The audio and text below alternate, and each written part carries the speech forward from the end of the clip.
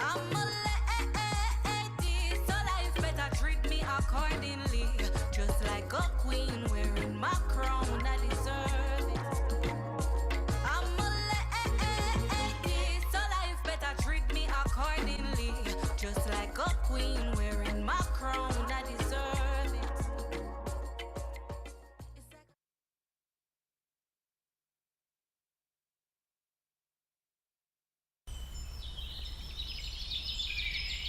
Hi, everyone. Welcome to our online Caribbean Philanthropic Alliance Philanthropy in Action Week Regional Forum. My name is Tanama, and I'm a proud spokesperson for the Caribbean Tree Planting Project and a representative of the resilient women of the Caribbean who exemplify strength and perseverance. Over the years, the Caribbean Philanthropic Alliance mobilized Caribbean youths and organizations to plant over 1.5 million trees and hosted annual regional forums celebrating cultural heritage in the Caribbean while protecting biodiversity and spotlighting the role of partnerships for climate action, mitigation, and adaptation to achieve SDGs 13, 15, and 17. For 2023 and 2024, we will be working with you side by side to gather insights about funding and resources to unlock funding opportunities for civil society organizations and to support women-led climate actions. Yes, women are solution builders and catalysts for innovative solutions, and achieving gender equality is key to driving effective climate action. Under our new initiative, Women-Led Climate Philanthropy, we spotlight the indomitable women in the Caribbean who, like the trees we plant, stand tall, provide shelter, and inspire growth in the face of challenges. This initiative, with your partnership, will amplify women voices, including stories of our indigenous communities. I am so excited that you have joined us on this online forum this year as we continue to celebrate our collective achievements under the theme Targeted Financing for Gender Equity, Climate Actions, and Partnerships. So, welcome everyone, and let's get started to forge a path toward a more sustainable and resilient Caribbean.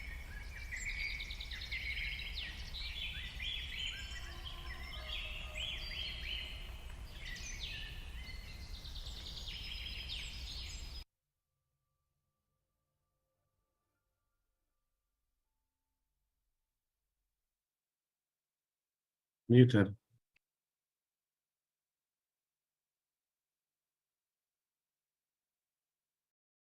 Anthea, we can't hear you. Good morning, everyone, and thank you for joining Day 2 morning session entitled Capacity Building for a Decentralized Approach with a Spotlight on Africa.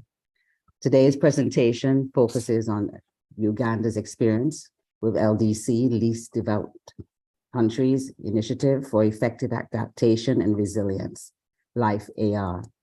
At the UN Climate Action Summit in September 2019, the LDC group unveiled an ambitious vision for a climate resilient future, targeting climate resilient development for all least developed countries by 2030 and net zero emissions by 2050.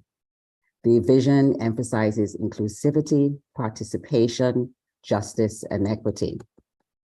Recognizing the urgency of the climate crisis, LDCs stress the importance of a sustained long-term approach to building resilience and adaptation. And historically, climate responses have been short-term and sector-specific, leading to limited impact. To effectively combat climate change, we must adopt long-term cross-sector collaboration at multiple levels and ensure that LDC-led initiatives, as opposed to external direction, to develop LDC systems and capacities. This shift is necessary to break, as we call it, non-business as usual, to break away from the business as usual approach Today's presentation explores the application and lessons learned from LDC Developed Countries Initiative for Effective Adaptation to Resilience, LIFE-FR, in Uganda. The LIFE-FR aims to shift away from the business as usual. We'll hear about these approaches today to be more effective and ambitious for our climate responses. And for this segment, Mr. Joseph Epitau, Commissioner in the Ministry of Water and Environment, and the LIFE-FR Focal Representative for Uganda, and the NGO African Center for Trade and Development, ACTAID, working in Uganda, will share their groundbreaking government and community partnership model and strategies implemented to shift one-size-fits-all with a focus on context-specific solutions, top-down to bottom-up responses, and short-term thinking to long-term planning. They shared with us, they will share what and why the initiative happened and the importance of the initiative today. You're going to hear from them on where they're going to be talking about their progress in implementing the partnership using a whole of society modality. They will explain what that means to us today. As part of their presentation, they will discuss elements of gender and social inclusion, monitoring and evaluation and learning approaches, capacities to mobilize finance, and many other aspects of their partnership. So we're very excited to have them join us today. So thank you for being here today. The session will be moderated by our esteemed board member, Dr. Michelle Singh, and I will join as part of the Q&A session. So I'll now introduce Dr. Michelle Singh.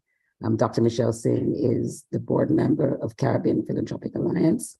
She's a passionate Caribbean scientist with a driving focus on developing regional food security, excuse me, and sovereignty, and promoting social and economic empowerment of the Caribbean people.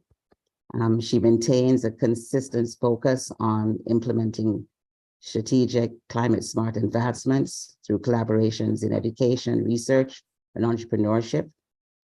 She's creative. She believes in creative utilization of novel technologies and identification of opportunities for significant impacts are central to these strategies.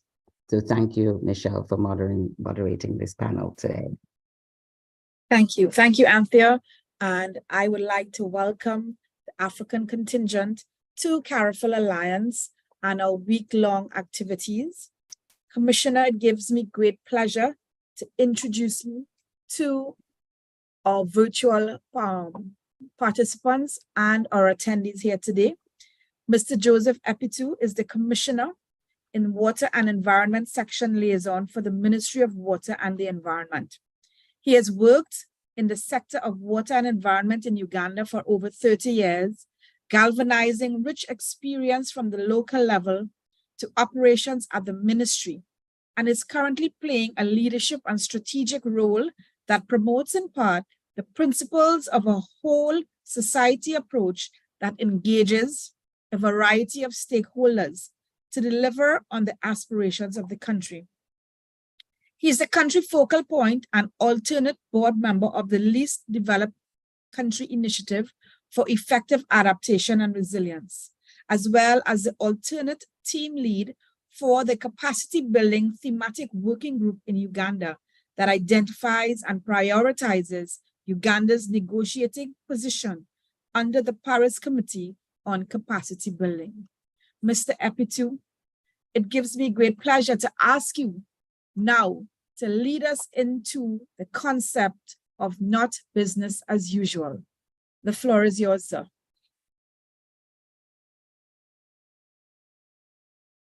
Thank you very much, Michelle. I think I'll request that my presentation be loaded onto the screen so that I'm supported to take you through the presentation.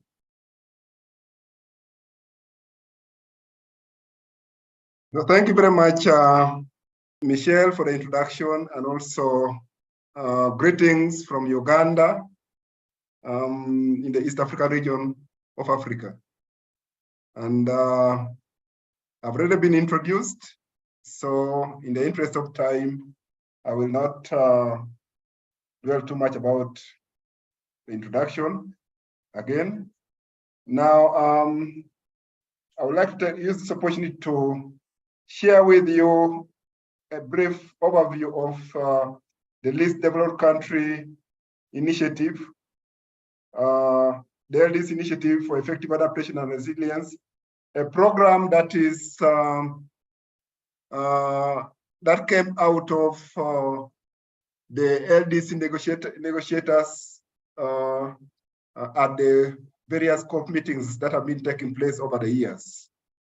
And this program is currently being implemented in 6 countries. Next. In this presentation, I will share with you a brief on the objectives of the presentation. Then I will take you through an understanding of Life AR and why the least developed countries came up with the idea of doing business unusual. Then I'll also share with you the progress so far in Uganda, how far we have gone with the implementation of the program. And I will also share with you the delivery mechanism that as a country, we have selected to facilitate our operationalization of the program in the country. Then I will share with you what we have so far done and also what we plan to do in the test and evolve phase of the program, which is basically the pilot phase of the program. And thereafter, I would welcome any questions and clarifications from the audience. Next. Now, briefly, in this presentation, my objective is to introduce to you the Life AR program as participants in this session. And then I will share with you an update on the progress of implementation of the program in Uganda. And then thereafter, of course, we shall generate discussions and clarifications. Next. For those of us who have been part of the climate change space for a while, one thing you'll notice is that the climate change family are very fond of acronyms. So in the presentation, I'll be running you through quite a number of acronyms. So if you hear me talk about AF, I'll be referring to the Adaptation Fund. BAU, business as usual. IIED is the International Institute for Environment and Development, which is the organization currently providing the secretariat services to the program. And then, of course, GCF stands for Green Climate Fund. I've already talked about the LDC, which is least developed countries, and there are 46 least developed countries. Life AR stands for LDC Initiative for Effective Adaptation and Resilience. Now, there are 2 other organizations that are working closely with Life AR to take forward the program. And these 2 are LUCCC, which is the LDC Universities Consortium on Climate Change, and then REEI, that's the LDC Renewable Energy and Energy Efficiency Initiatives for Sustainable Development. The acronym for NDCs, which is National Determined Contributions, I would imagine is common to most of us. And then the UNSG is United Nations Secretary General. Next.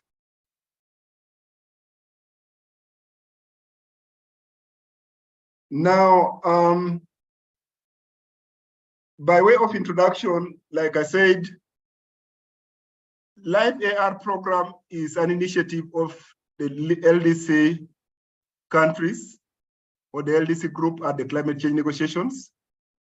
And this program came as a result of the challenges least developed countries and also small island states, developing states are experiencing currently in accessing climate finance.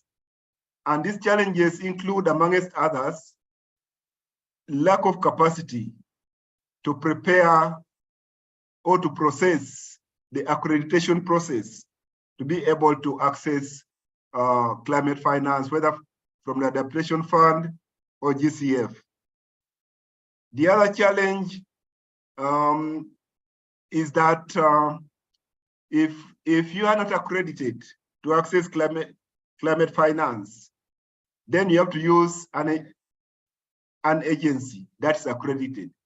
It could be a UN agency, it could be a multilateral institution like the World Bank, the African Development Bank, the Islamic Bank.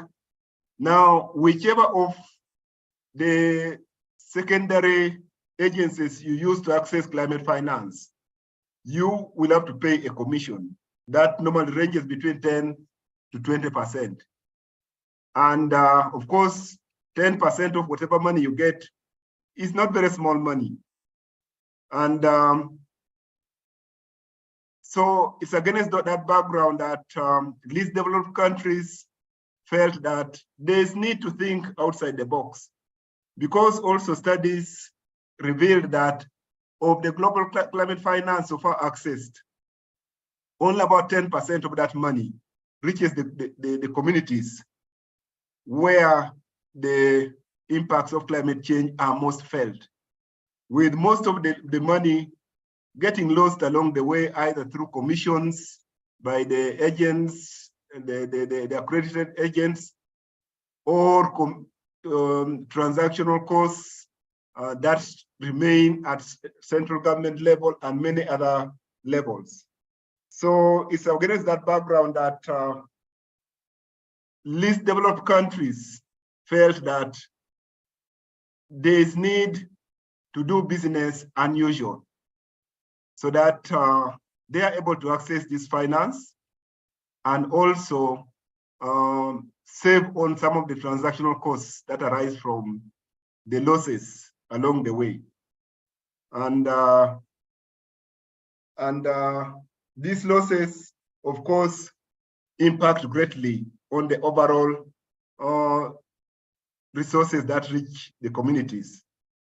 Again, the other challenge that the program intends to address is the short-term nature of the climate change interventions that are driven largely from by the developed countries.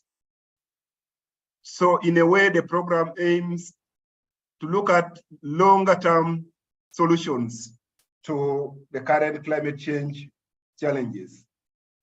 And to that effect, the program is looking at moving away from business as usual, which is the current phenomena, to business unusual. So now when we talk about business as usual, what are we referring to? Currently, most of the projects that come to address the impacts of climate change in these developed countries are driven by the development partners. So they are top down.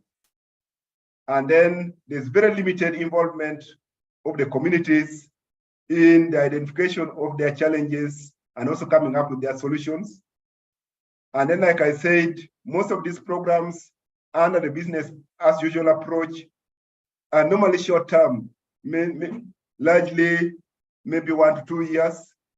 And then they come with a one-size-fits-all arrangement where they think a project or a program that has worked in another country can easily be lifted to another country to address different challenges. And then again, talking about business as usual, most of these projects currently are sector and area specific with a lot of reporting requirements. And it's against that background that the least developed countries would like to move away to a business unusual scenario where decision-making is led by the communities, is led by the least developed countries. It's a bottom-up approach with a lot of community involvement. Again, looking at interventions that are long-term in nature and not short-term. And then also looking at the whole of that approach to implementation. And again, the LDCs want to move away from the current business as usual approach, where implementation is consultant heavy. The consultants come to the least developed countries to implement for us programs which would otherwise have been implemented by us. And of course, that comes with a lot of administrative costs as well. And ultimately, like I did mention earlier, the program also wants to move away from the current business as usual approach where only 10% of the climate finance that's mobilized reaches the communities, to a business unusual scenario where we want to deliver 70% of climate finance to the local level. And of course, again, the program wants to move away from the current business as usual approach where we have fly in and fly out consultants, like I mentioned earlier, to a situation where we manage our own affairs when it comes to addressing the challenges and the impacts of climate change. So in a brief, that is what we are referred to as business unusual versus business unusual. And that is what this program is trying to address. Next. So, Yeah. Said my happiness is all. a decisive action to shift away, like I said, from business as usual practices to business unusual. And in 2018, the LDC advisors defined the concept Life AR, which has today taken root and is being implemented in 6 front-runner countries, which include the Gambia, Burkina Faso, Ethiopia, Malawi, Uganda, and Bhutan. And this program is a 10-year program, which was officially launched by the launched at the COP24 that took place in Madrid, Spain. And at the time, during the initial phase of the program, Life AR was tasked to develop an LDC vision for joint LDC efforts to include an offer and also an ask to the international community on their commitments. This vision was adopted by the LDC group and at the UN Secretary General Summit in September 2019. And unanimously, the LDC group agreed that Life AR is a vehicle that they could use to achieve their primary objectives in as far as delivering climate resilience. Next. So the LDC, under Life AR, the LDC group came up with the 2050 vision, where the 46 LDC countries are looking into the climate resilient future, where they envisage people living in a just, inclusive, happy, and poverty-free society, with economies that are net zero and prosperous, with vibrant and sustainable growth within ecological limits.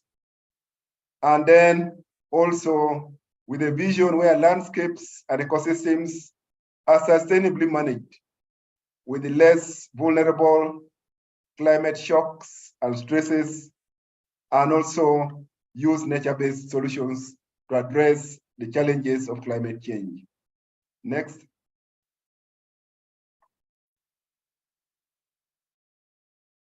And to realize the LDC 2050 vision,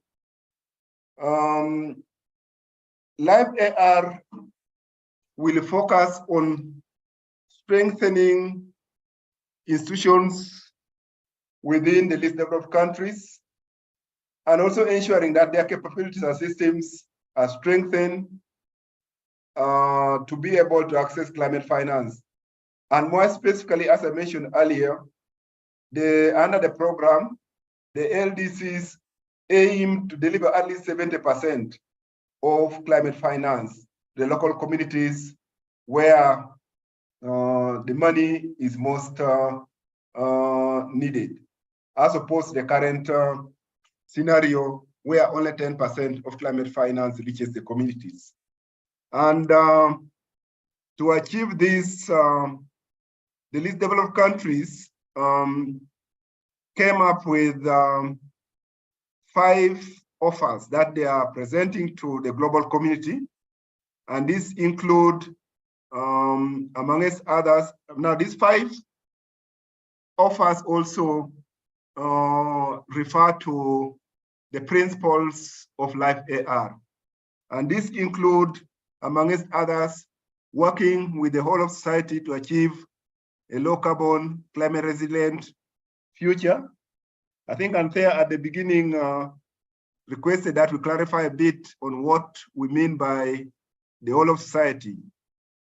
Under the whole of society concept, we are saying we should work together. All stakeholders, institutions should work together if we are to deliver on the Live AR vision. And that means that, like for instance, in Uganda, although the Ministry of Water and Environment is taking lead in coordinating the program, we have brought together all the key institutions, ministries, departments, and agents of government, including academia and civil society, to be part of the implementation of the program. So internally within the country, we work closely with the Ministry of Finance, work closely with the Ministry of Local Government, we work closely with the Ministry of Gender, we work with the universities, and then also we work with the civil society, and they are represented in the steering committee and also the various governance structures of the program in country. So using the whole of society approach, we want to ensure that no one is left behind. And then the other offer under the program, which the LDC group have put forward, is that we would like to develop strong climate finance architecture with at least 70% of the finance reaching the local level by 2030. The other offer that we have put forward is integrating adaptation, mitigation, and resilience in our national and local development objectives in as far as planning is concerned. And then also strengthening the climate capabilities, institutions, knowledge, skills, and learning, which is also a core objective of the LDCs when it comes to delivering a 2050 vision. That is strengthening the capabilities of the institutions in country to be able to mobilize climate finance. And finally, the other offer is creating a more inclusive governance of climate decisions that are centered on gender, transformation, and social justice. And of course, alongside the offers, the LDCs have also put forward their ask to the global community. And these include working together, like I did mention earlier, in terms of coordination, predicting high quality and predictable finance that delivers at least 70% to the local community, and developing the country-owned ambitious strategies aiming at 1.5 degrees low carbon climate resilient pathways by 2030, not 2020.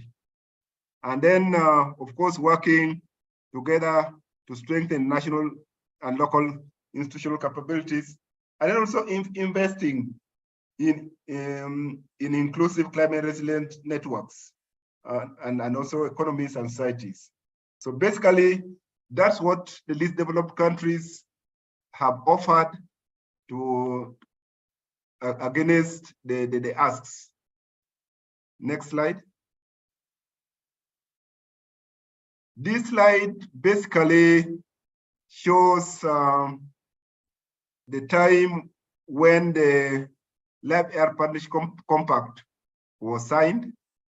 And at the time, there were 17 signatories, which included 6 least LDC frontrunner countries, together with the partners, development partners that have so far offered to support the program.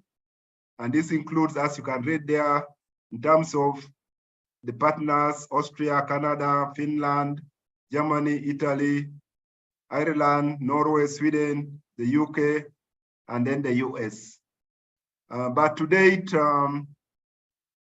we have 3 countries that have so far put money in the pot, and that's the US, the Irish government, and then the UK government. We a number of countries have expressed interest in the program, and we hope that they will be coming on board in due course. I know that Norway and the Netherlands will be putting money in the very near future. Next. The program, like I did mention earlier, is a 10-year program, and we have phased the program into 3 parts. We have put the first 2 years, which we classified as the establishment phase. That's the first 2 years. And under the first phase, we have largely been involved in establishment of the governance structures to ensure that we deliver the program effectively in country. And within the last 2 years, at least in Uganda, we have been able to put in place the governance structures right from the Secretariat, which is hosted by the Ministry of Water and Environment. And then we also have a steering committee, and then a task team to help us provide technical support to the steering, to the Secretariat. And like I said, we are using the all-of-society approach, where we bring together various stakeholders to drive the program. So we've set up 2 working groups, one on decentralized climate finance and the other one on monitoring, evaluation, and learning. And within the last two years, we have also been able to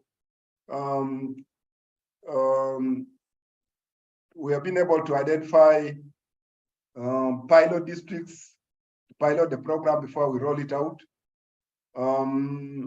We have identified a delivery mechanism called the decentralized climate finance, which I'll be talking about in the next slides. We have also developed our monitoring, evaluation, and learning strategy and plan, and also a quality assurance framework. And then also we have developed a communications strategy and plan, because we noted that for a program that is community-led to succeed, there is need for a lot of preparation, including preparation of the systems, the structures, to ensure that the moment we go into implementation, the foundation is firm. Then, so as Uganda, we have finished those two years. This year, the board of Live AR approved our request to move into the pilot phase, which we call the test and evolve phase. And we kickstarted that phase last month with a launch of the program in one of the 12 pilot districts. And under the test and evolve phase, we have want to roll out the delivery mechanism that we have selected. And we also now want to strengthen the monitoring, evaluation and learning processes. And then also we want to support the communities to not only put in place the required system structures to manage the program, but they should also then be able to identify their priority investments that can be funded under the program. And for Uganda, we are looking at investments that focus more on public goods and not individual investments. And then finally, we hope that after the pilot phase, we can then, within the 6th to 10th year, roll out the program to the rest of the country. And under the scale-up phase, which is phase 3, we shall now expand delivery mechanisms to new areas. And then also, we expect now to align the mechanisms, and in our case, the decentralized finance mechanism and the monitoring and learning processes to the government systems. And also, we hope that by then, the national and local capacities have been strengthened, and the policy and legal frameworks or reforms to facilitate delivery of the program implemented. And of course, monitoring, evaluation, and learning will be supporting the changes to the international climate finance architecture and systems. Next. So in Uganda, we think that the Live AR program should be able to establish national and subnational platforms. Largely, we should be able to put in place efficient and effective structures at both national and local government levels to be able to deliver the program. We have, as I mentioned earlier, already designed a country-tailored decentralized climate finance mechanism, which is a mechanism that we think will help us deliver the 70% of the resources, climate finance to the local governments. And then the program will also, in country, help us to build capacity and also the institutions, both at the central government level and also the local government level, to be able to implement a decentralized climate finance mechanism, which we have selected as a country. And under the Life AR program also, we anticipate that the capacity of the local governments and communities will be strengthened to be able to prepare and implement viable projects that have been selected by the communities themselves. And then, like I mentioned earlier, the program will help us support locally prioritized climate investments at local level. And under the program, we are also planning a lot of documentation of whatever processes we put in place during implementation. And we hope that these lessons shall be shared both locally and internationally to facilitate other countries also benchmark on the program, especially the rollout of the DCF mechanism in the country. Next. I have already touched briefly on the governance structure of the program. In the country, we have a secretariat, which is hosted in the Ministry of Water and Environment in Uganda. And then currently, the staff, I coordinate the secretariat, and I'm supported by staff of the ministry who are government staff. And we also have a team which we have classified as a task team, comprising of technical officers from the relevant ministry, departments, and agencies of government, including the civil society, to support the secretariat. And we meet on a monthly basis to review the day-to-day operations of the program. And then we also have a steering committee that meets quarterly. And the steering committee is chaired by the permanent secretary of the Ministry of Water and Environment. And then at the global level, we have a board that also meets quarterly. And in both the steering committee and the global board, we have representation in addition to the ministries, departments, and agencies of government, and also we also have representation from the development partners that are currently putting money into the program. So at the moment, that is how the governance structure is structured. Next. So in terms of progress in the country, in the first 2 years that we have so far, during which we have implemented the program, we have conducted a number of situational analyses to inform the design of the program and also the fund management in the country. We have done a lot of awareness at national level, and since last month, we are now moving the local government level also to do similar awareness as we prepare the local governments to receive the program. We have, as I mentioned earlier, established the governance structures. We have a secretariat. We have a task team. We also have a steering committee. We put in place also 2 working groups to support the development of some of the mechanisms. So we have a decentralized climate finance working group, and also we have a monitoring, evaluation, and learning working group. And as a country, within the last 2 years, we have also selected a decentralized climate finance as a mechanism that will facilitate the delivery of the program to the local level. And specifically, our aim is to ensure that 70% of the climate finance that's mobilized, both locally and globally, reaches the local communities. And using the all-of-site approach, like I said, we have 2 working groups. And so far, we have finalized the development of the design note, the DCF design note, and also the guidelines to operationalize the mechanism. We have selected 12 pilot districts in the country. We have about 146 districts in the country. So we picked almost roughly 12% of the districts in the country to pilot the program. And we hope that within the next 3 years of piloting, we should be able to determine the extent to which we can roll out the program to the rest of the country.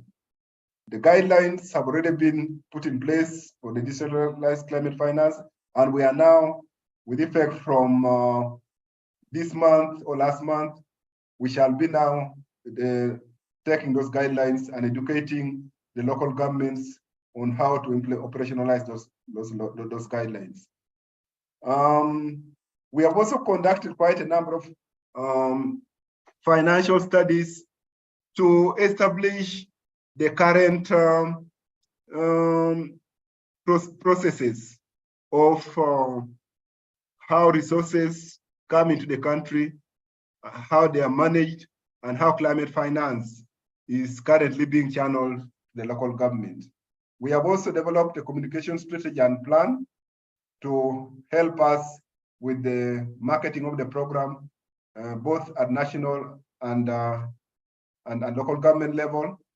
We have conducted a capacity assessment in the 12 pilot districts to identify the capacity gaps and also the challenges that we need to address before we take the program to the local governments. And we have also benchmarked with our neighboring country, Kenya, which currently has a very strong decentralized climate finance program, where they are successfully delivering climate finance to local governments. Next.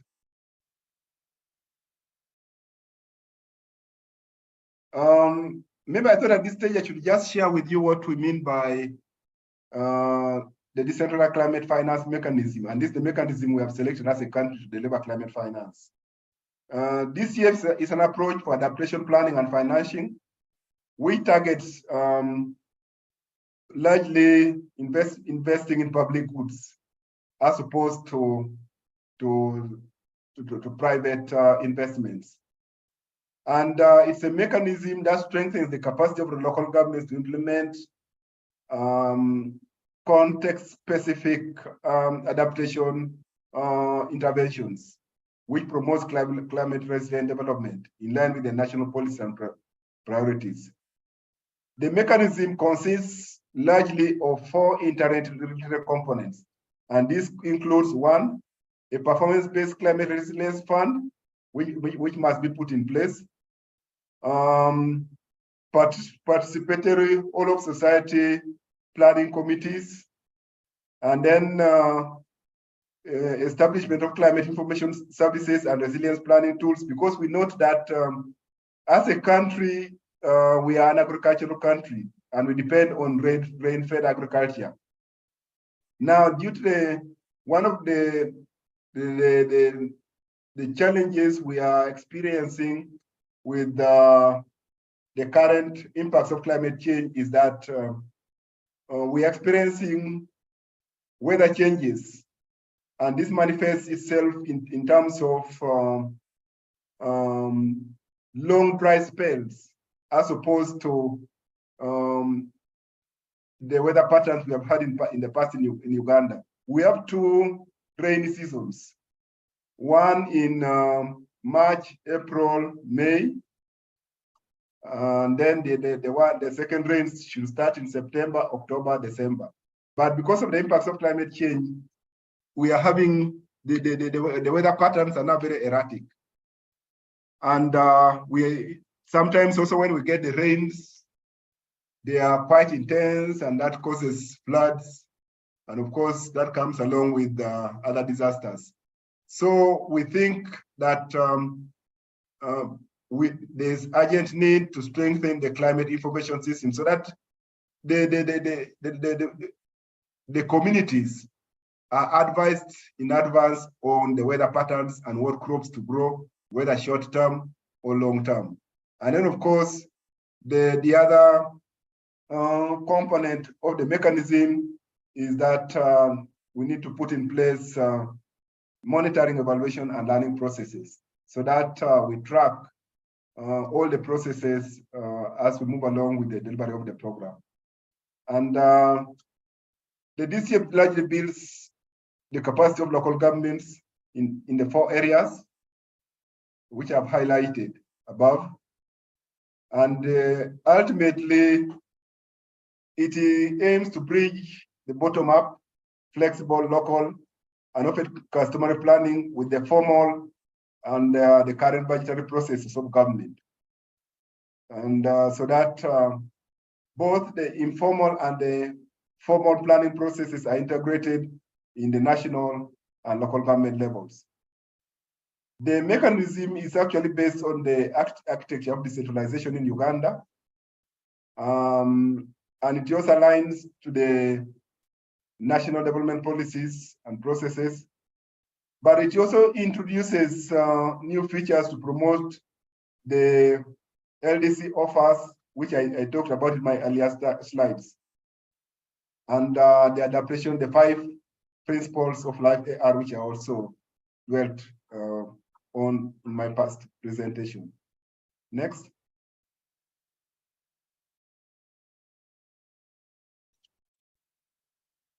This slide basically depicts what I talked about earlier, about the current scenario of business as usual, where climate finance comes from the global level. If you look at the left-hand side of the pipe, it comes from the the global level, and then go through a lot of processes. And in these processes, which we call intermediaries, which I mentioned earlier, if you are not accredited to access climate finance from GCF Adaptation Fund, you have to go through an accredited entity. And those are the intermediaries. Now, I did mention that at each of these processes, there is a commission, and the finances get lost along the way. The 10 to 20% commission that's charged by the intermediaries.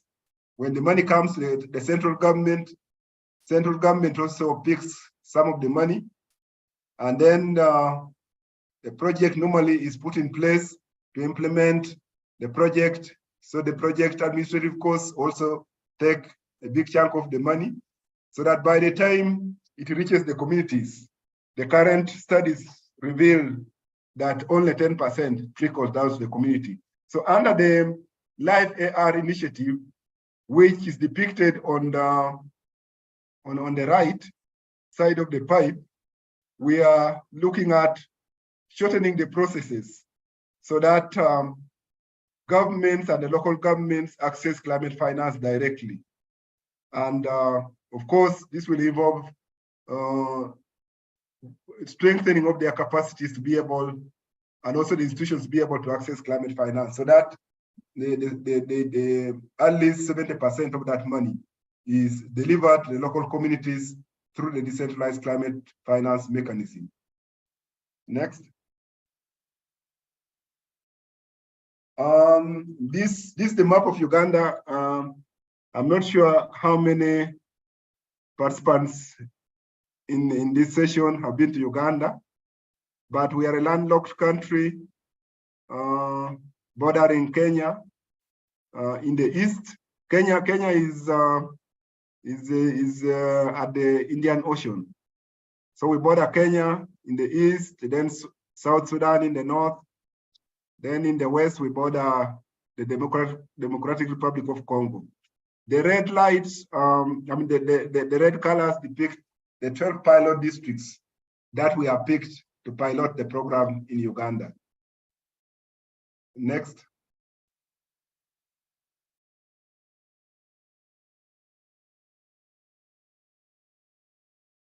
Yeah, so we are now moving into the first year of test and evolve phase. And during the first year, which we have just started a month ago, we are going to focus on skills development in of the stakeholders at the local government level. We are also going to focus on general awareness on Live AR as a program, but also the decentralized climate finance mechanism, which we have selected to deliver the program. We shall be doing a lot of training on participatory climate risk and vulnerability assessment. As I mentioned earlier, we have already developed monitoring and evaluation and learning framework. So again, we shall be training the 12 pilot districts on monitoring, evaluation, and learning. We also shall be putting in place climate information services. And then also we shall do resilience assessments. And then we also, within the 1 year, we want to support the local governments to come up with the summarized bankable project proposals based on the priority investments that the communities have identified, so that we, by come October next year, we should be able now to roll out the program and then begin funding these investments. So this is what we have planned within the next 1 year. Next. Again, we hope that once the investments have been selected within this 1 year, we should also then be able to procure people to implement the investments, whether it's construction or micro irrigation systems, whether it is construction of water facilities. So the procurement processes will be addressed within this 1 year. And even in procurement, we have built in a process where the local communities will be able to participate in the processes and also approving the service providers. We want to focus largely on locally based service providers to implement the priority investments that have been identified. We think this should be able to bring in the element of transparency and accountability at the various levels of the program. We shall also be building the capacities of the local governments in monitoring, evaluation, and learning, and also development of the district level monitoring, evaluation, and learning plans. And these plans, of course, will be aligned to the national level MEL plan. We shall also put emphasis on the community of practice. We want to ensure that no one is left behind. And then, of course, during the 1 year, we shall also be strengthening the national platforms. And also, we want to put in place an operational project implementation unit. And tentatively, for this year, we think we need a budget of about 6.9 billion, which 6.9 billion Uganda shillings translates to about $1.2 million or thereabout. Next. Yeah, I think that brings me to the end of my presentation, and I would like to thank all of you for giving me the opportunity to share with you this presentation on the Life AR initiative. And I welcome any questions, clarifications that you may wish to submit. Thank you very much, and back to you, Michelle. Thank you, Mr. Apitu. So the model that you have presented is basically a bottoms-up approach. And I love the fact that you made the point that less than 10% of funding often reaches the community, particularly from international donor funding. But tell me, what happens in the absence of local capacity to implement a project? Should I get all the questions so that I can answer as you? Whatever you want. If we could do one by one, your choice. Okay. Now, what happens in the absence of local capacity? Now, as you heard in my presentation, we have invested 2 years to prepare, in fact, 3 years to prepare the community, both at the national and the local government level, to prepare them for the program. We have spent 2 years putting in place the governance structures. We have done a lot of studies, and that's the pilot phase. We have also prepared the relevant documents that we think should help us deliver the program, and that includes, among others, the decentralized climate finance mechanism, monitoring, evaluation, and learning, the communication strategy. So we have put in place all those systems. Now we are moving to the local governments. So in terms of the local government, we have conducted a capacity needs assessment. So as we speak now, we know exactly, to a large extent, the gaps within the 12 pilot districts. So we are helping them now to ensure that those gaps are fixed so that they are able to receive the program. So within this 1 year, like I mentioned, we are going to focus on ensuring that the relevant structures, capacities in terms of the structures and human resources are in place within the 12 pilot districts to be able to receive the program. But we have also come up with a criteria that we have communicated to the local government, the 12 pilot districts. And amongst that criteria, we have told the local governments that you must, before this, you get the money for the priority investments, you must be able to fulfill ABCD criteria. And this includes, amongst others, there must be structures to deliver on the to implement the program. You must have human resources to be able to implement the program on the ground. Your audited accounts must, for the last 2 to 3 years, should show that you have good management systems for the resources. So to answer your questions, one, we are supporting the local governments to prepare them and ensure that they have the capacities.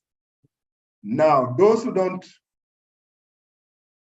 are not able to put in place those systems and that we have proposed will not receive the money. Okay. Back to you, Michelle. Okay. If we could pull back the slide with the structure where you showed the diagram. Could we go back to that slide?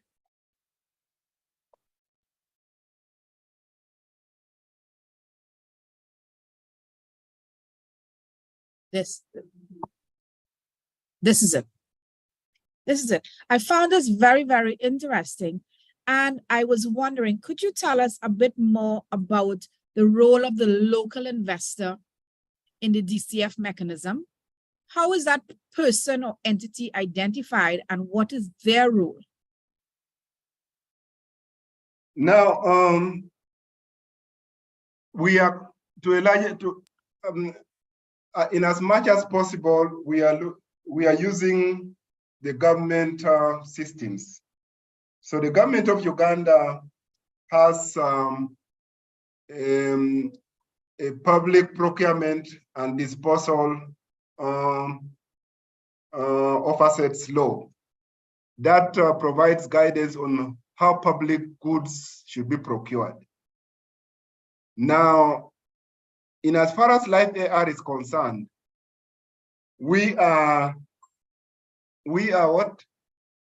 encouraging the use of local companies or local firms within either community or particular local government unit.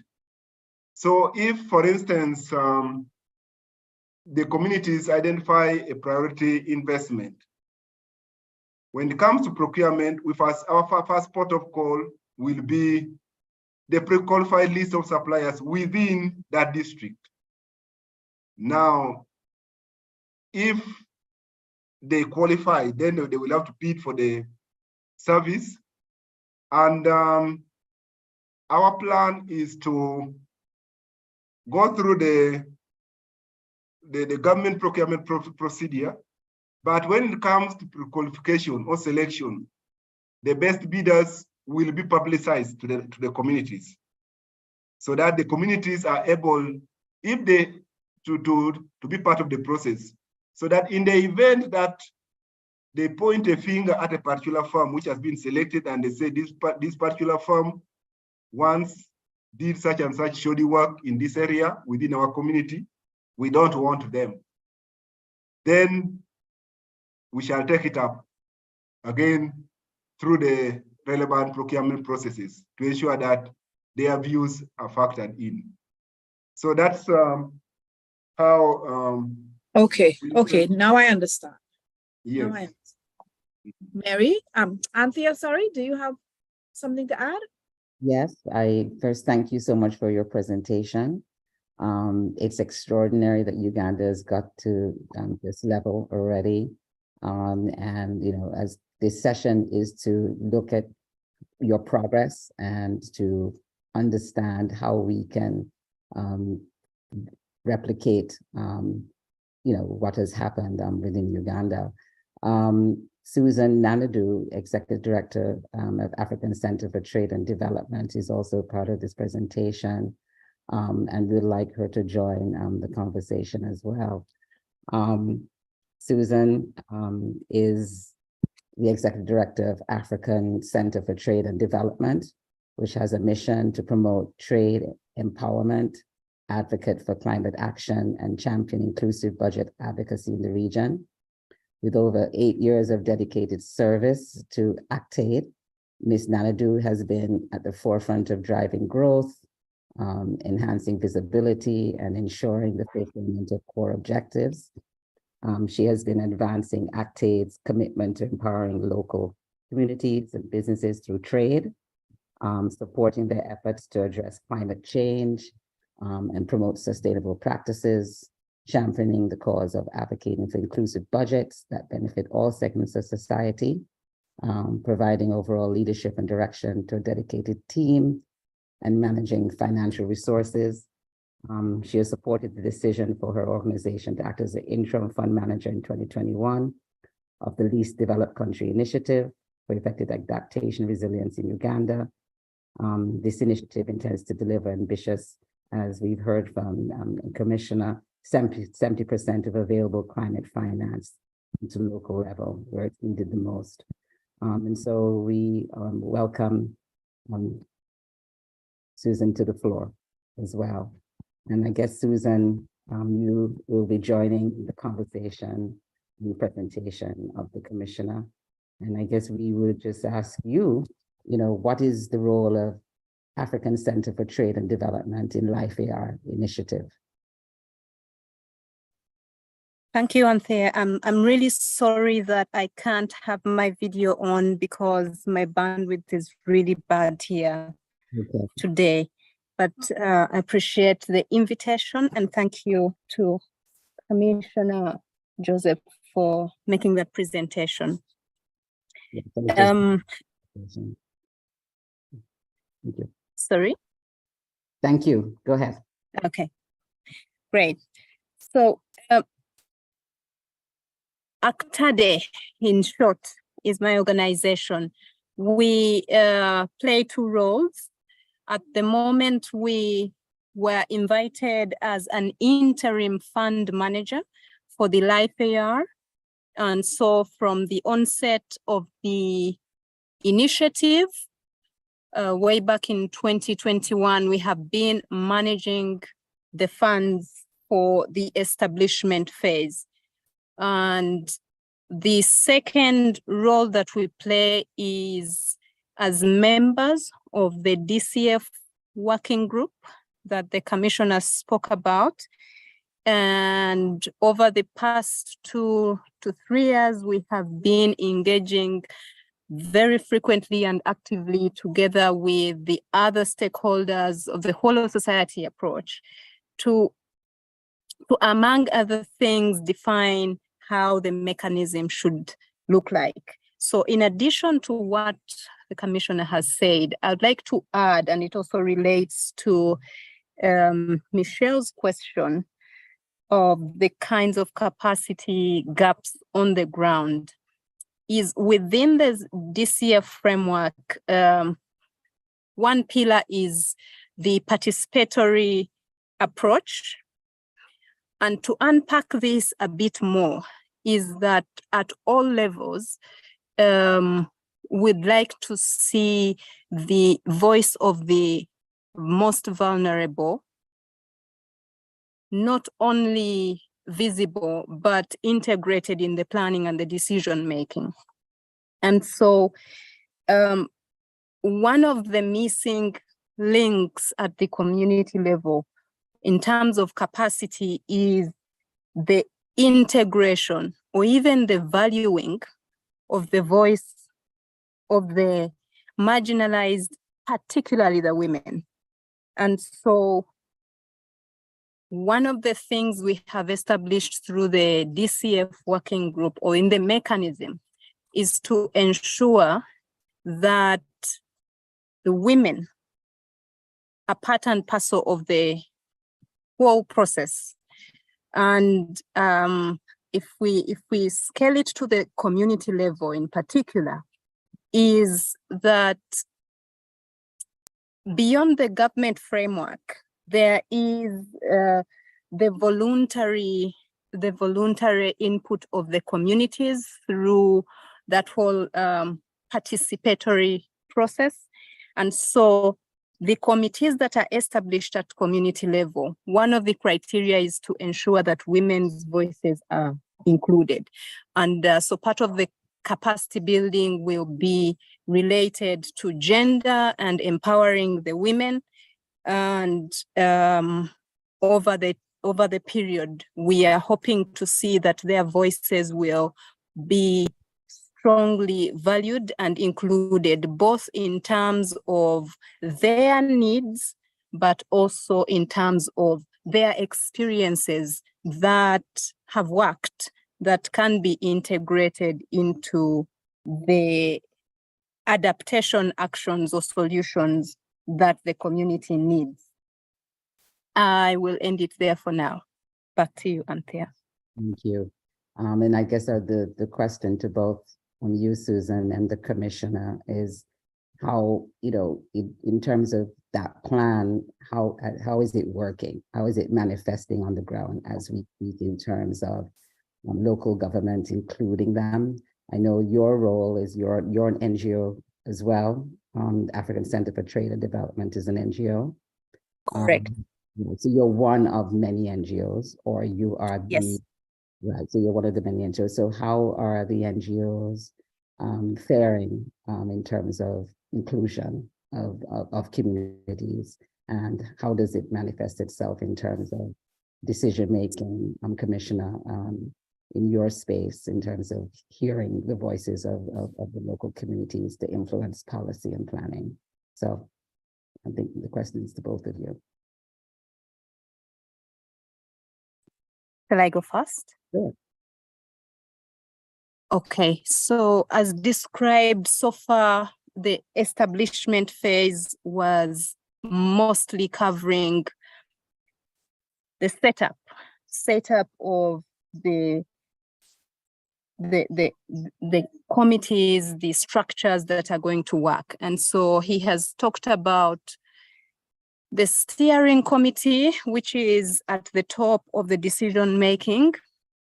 I am invited in that committee from my fund management role, our fund management role, but there's a designated NGO that sits there, and their role is to ensure that the voice of the civil society and the voice of the marginalized at that level remains solid, but also to take back the decisions that are taken to the networks or the rest of the NGOs in the network. And that NGO that sits at the steering committee is actually a network NGO.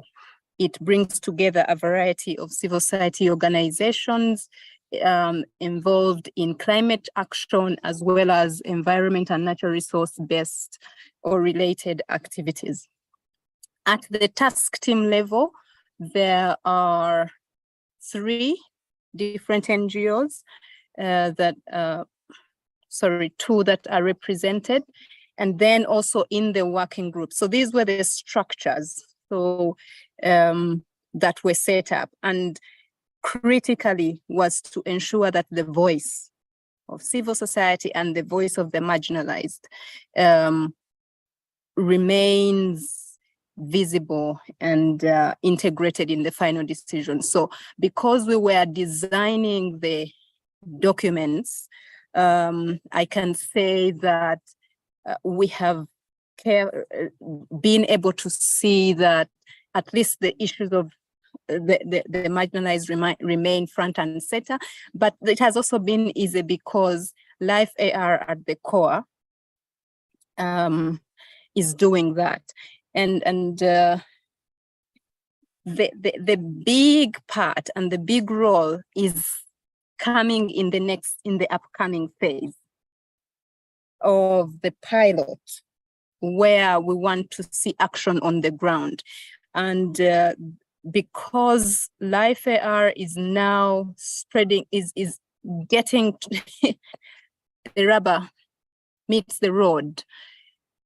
One is we would like to see more civil society within each of these 12 districts that have been selected, being part of the participatory process of the DCF framework. And so that is ongoing, the selection of civil society that are at that level, because the voices that will be coming from the community will again sieve or find their way back to these structures that have been at the national level that we were talking about.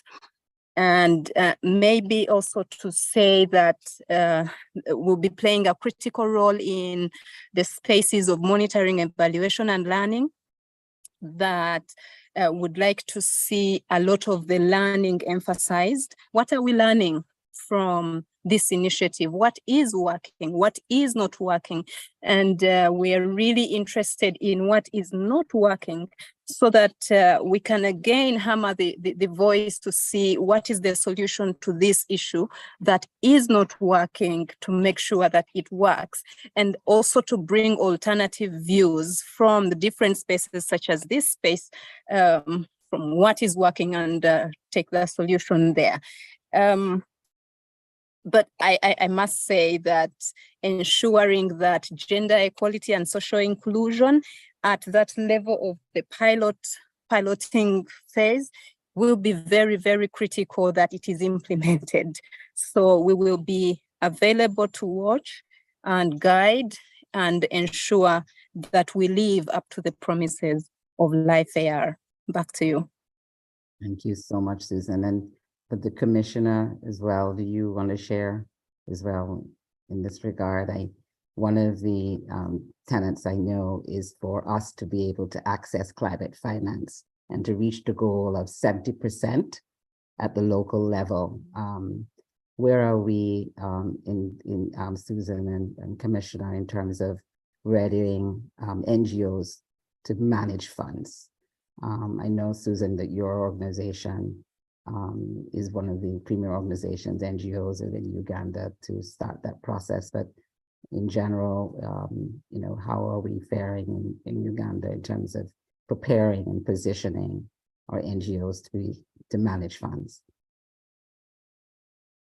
Yeah, thank you very much, Anthea.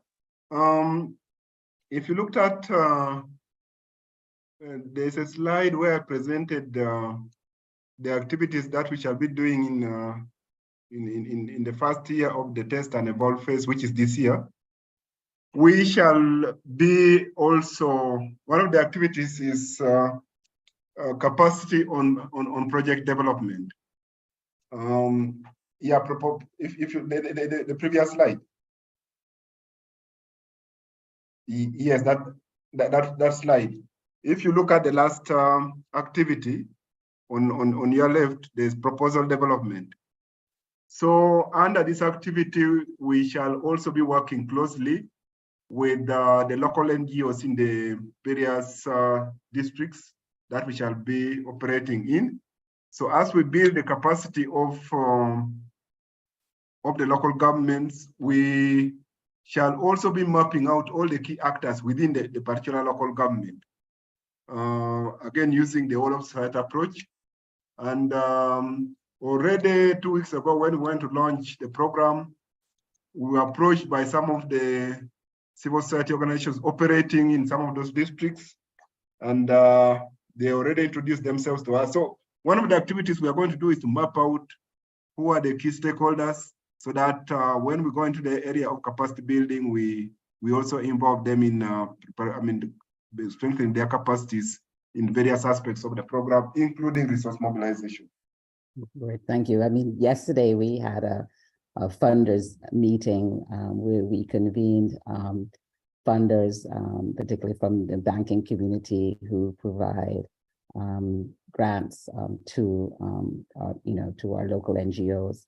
And they shared with us that in terms of preparation to develop proposals, we're not even at the stage of accessing the dollars, but we're in critical need to build the capacity of our NGOs to develop proposals and to do proposal writing. From your perspective and from your experience, where are we? I know we are going to be building the capacity, but in Uganda, are NGOs in that space where they are proficient to write grants, develop grants, just to begin to share what the needs are in the community. What is the, where are they in that development phase? What have you been doing? Is that question posed to me? Posed to both of you? But, Susan, I think you can come on board. I think, Susan, you can come on board here. Okay. So knowing the variety of the civil society players in my country and reflecting on that important question, I would say is that we're at different levels. Mm-hmm. You will find that there are some whose capacity is very thin at proposal writing, but yet their community mobilization and action capacities are very high. And you will find those whose capacity to write proposals being very high, and they're thin on the ground. But we also see that the international NGOs are big in the space, and they have greater access to the funding opportunities because of particularly where they come from. They have connections with funders, which the smaller NGOs do not have. And even having my organization in perspective, there are certain doors we have tried to knock at and have not succeeded even in getting a contact of who to engage with. So I think capacity will be required at different levels and depending on the institutions. But I would argue that one of the greatest things that we need to do is learn to work together. The collaboration that you're talking about, the partnerships that you're talking about, and which is one of the principles of Life AR, looking at the whole of society approach. So while Life AR is going to provide the capacity building, it will be again those kinds of organizations that will be ready to take on that capacity. But if we partner, which we are doing, for instance, I'll give you an example. We recently won a grant with the IDRC of Canada, only because we did it in partnership with an international player. And this particular one, I must say that the design coming from the donors was favoring the partnership. The design of the call suggested that you have to demonstrate that you're in a partnership, and the local partner on the ground must manage the finance. That's already empowering. And so we need to see a lot more of such synergies, and national NGOs also partnering with local level NGOs to build synergies and move away from what we have seen as unhealthy competition. I guess I'll end it there for now. Thank you. Thank you. Susan. Michelle, do you have questions there? Thank you. Commissioner, you shared with us, you talked about investment in public goods as opposed to private investment. Could you shed light on what you mean by as opposed to private investment? How do you term private investment in this space? Now, private investment is if, for instance, an individual comes to the program and says, I want to construct a water facility for my animals. That would qualify as a public good. Or if he comes and says, I have my private land, I want to construct a fish pond for my to to strengthen my business. Again, we wouldn't qualify that as a public good. However, if a community sits down and says, our priority right now is to protect our wetland, and would like the program to support us, put in an investment such as alternative livelihood investments, such as maybe fish pond, apiary, that will help them conserve their environment, their wetland and ecosystem, but at the same time, help the communities to generate income that would qualify as a public good. Because then all the community, the communities within that particular area will have access to that facility. Or if they come and say they want a micro irrigation system to help the community address the challenges related to drought or something like that, but that facility, that investment is accessible to the community, that will then qualify as a public good. Okay, thank you so much. Thank you. And in terms of philanthropy, in terms of the intersection with your program, in terms of our philanthropic partners, foundations, what is your relationship in this particular project with the philanthropic community in filling gaps that you would not be able to do within the public sector? What is your, where do they sit in this project? Of course, Anthea, we would really welcome philanthropists if we had the opportunity to access them, because our short-term intervention, engagements with the communities have revealed that there are a lot of expectations by the community, and as far as the program is concerned. You know, locally led adaptation is good, but it also comes with its own challenges, because we are now moving into a stage where we are creating awareness amongst the community about the program. Now the expectations are quite high, and looking at the resource envelope, we don't think we shall be able to meet the demands of the community when it comes to investments. Certainly, we expect a situation where the number of investments selected by the various communities will be more than what the program can currently provide. So therein, we shall appreciate and begin knocking on the doors of philanthropists if we can have that opportunity. Great. We did recognize that you came up with the big number, 10 billion, and then you converted it to $1.2 million US. And then I recognized that number was quite low given, the task that's at hand. And so I agree with you that you would need to figure out ways and strategies to work with the philanthropic community to meet the gaps, the financial gaps, with your, within your initiative. Michelle, do you want to, or do we have questions from the floor that?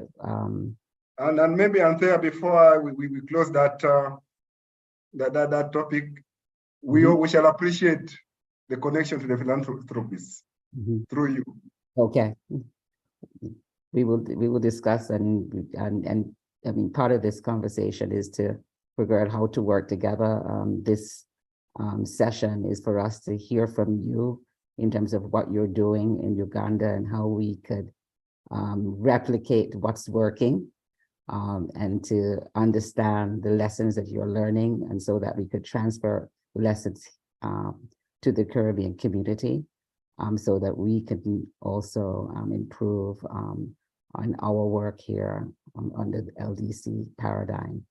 I mean, the question at hand as well would be the pain points that you're experiencing within the initiative.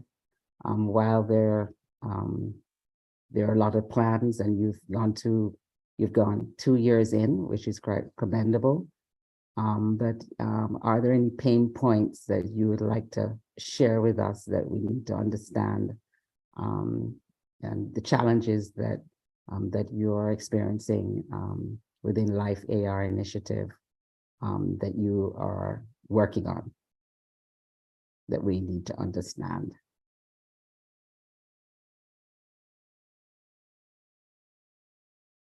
Particularly from the NGO perspective.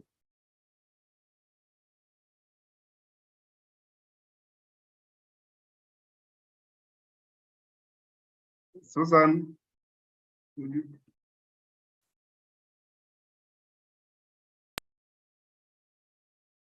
We know that they need capacity building, but what, where you sit, Suzanne, Yeah. in terms of organizations, what are the needs and gaps on the ground? And Susan, would you like to come in? So yes. No, so with Life AR, one of the challenges that we have experienced jointly as all the players is, and it came also heavily from the development partners, that it takes time to get everybody on board. We are so used to working in silos, and the learning to work together, the learning to schedule time to dedicate, and that time is paid for by your institution. It is not paid for by the initiative.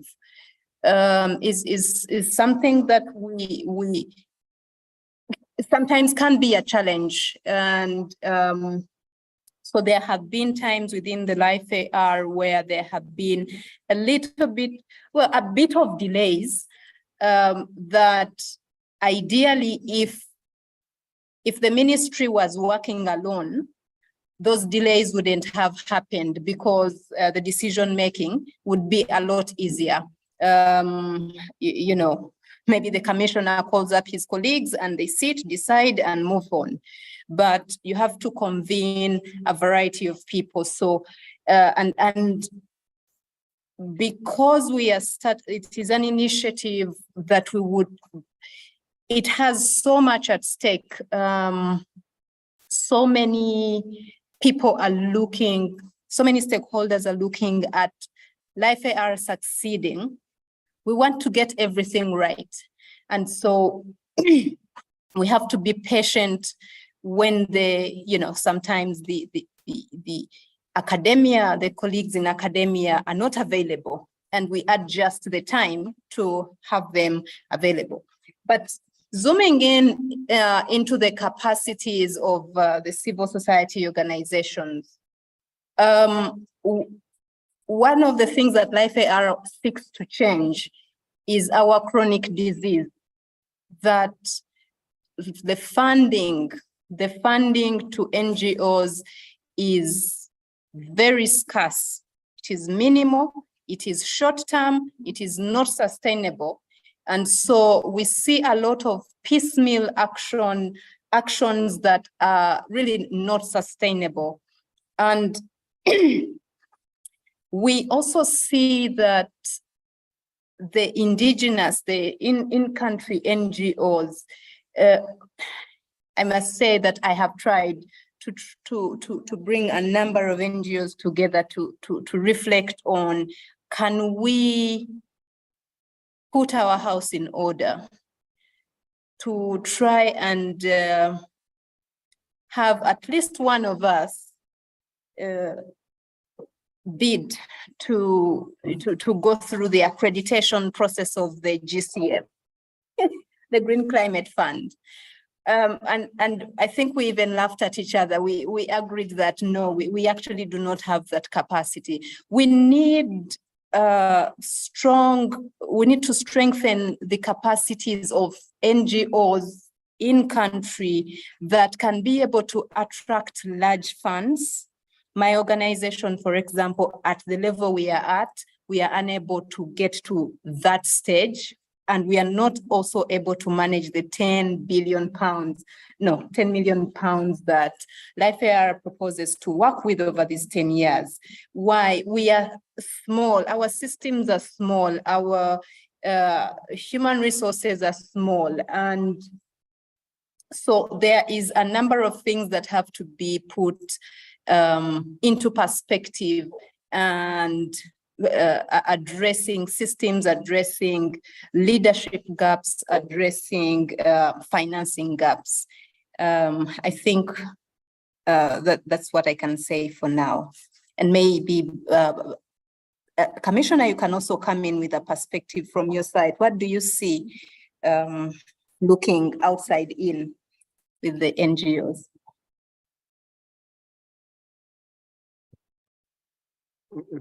Thank you very much, Susan. I think you have largely explained the challenges we are having with the NGOs in country. I think there's need for a deliberate effort to build the capacities of the NGOs and under the program. As a ministry, we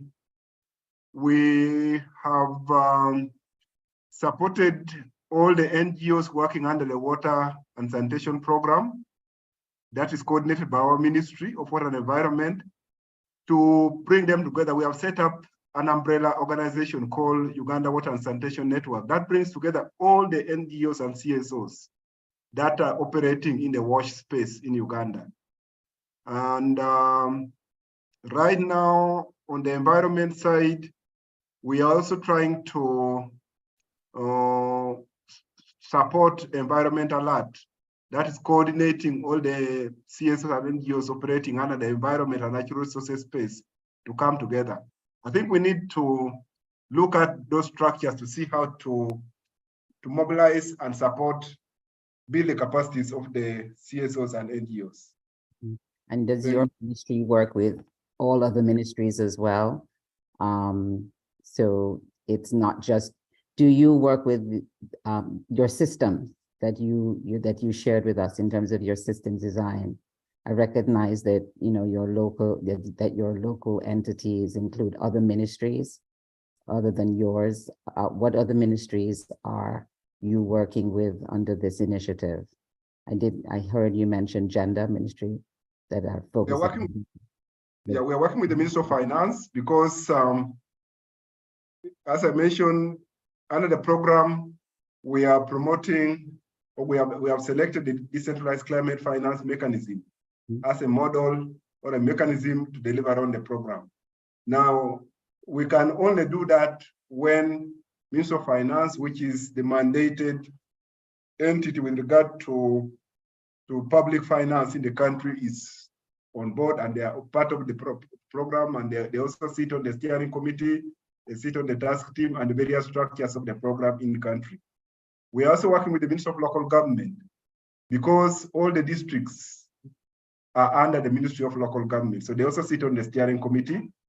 We are also working with the National Planning Authority because all government plans, even the district development plans, must be submitted to the National Planning Authority for guidance and approval. So again, we work with the National Planning Authority.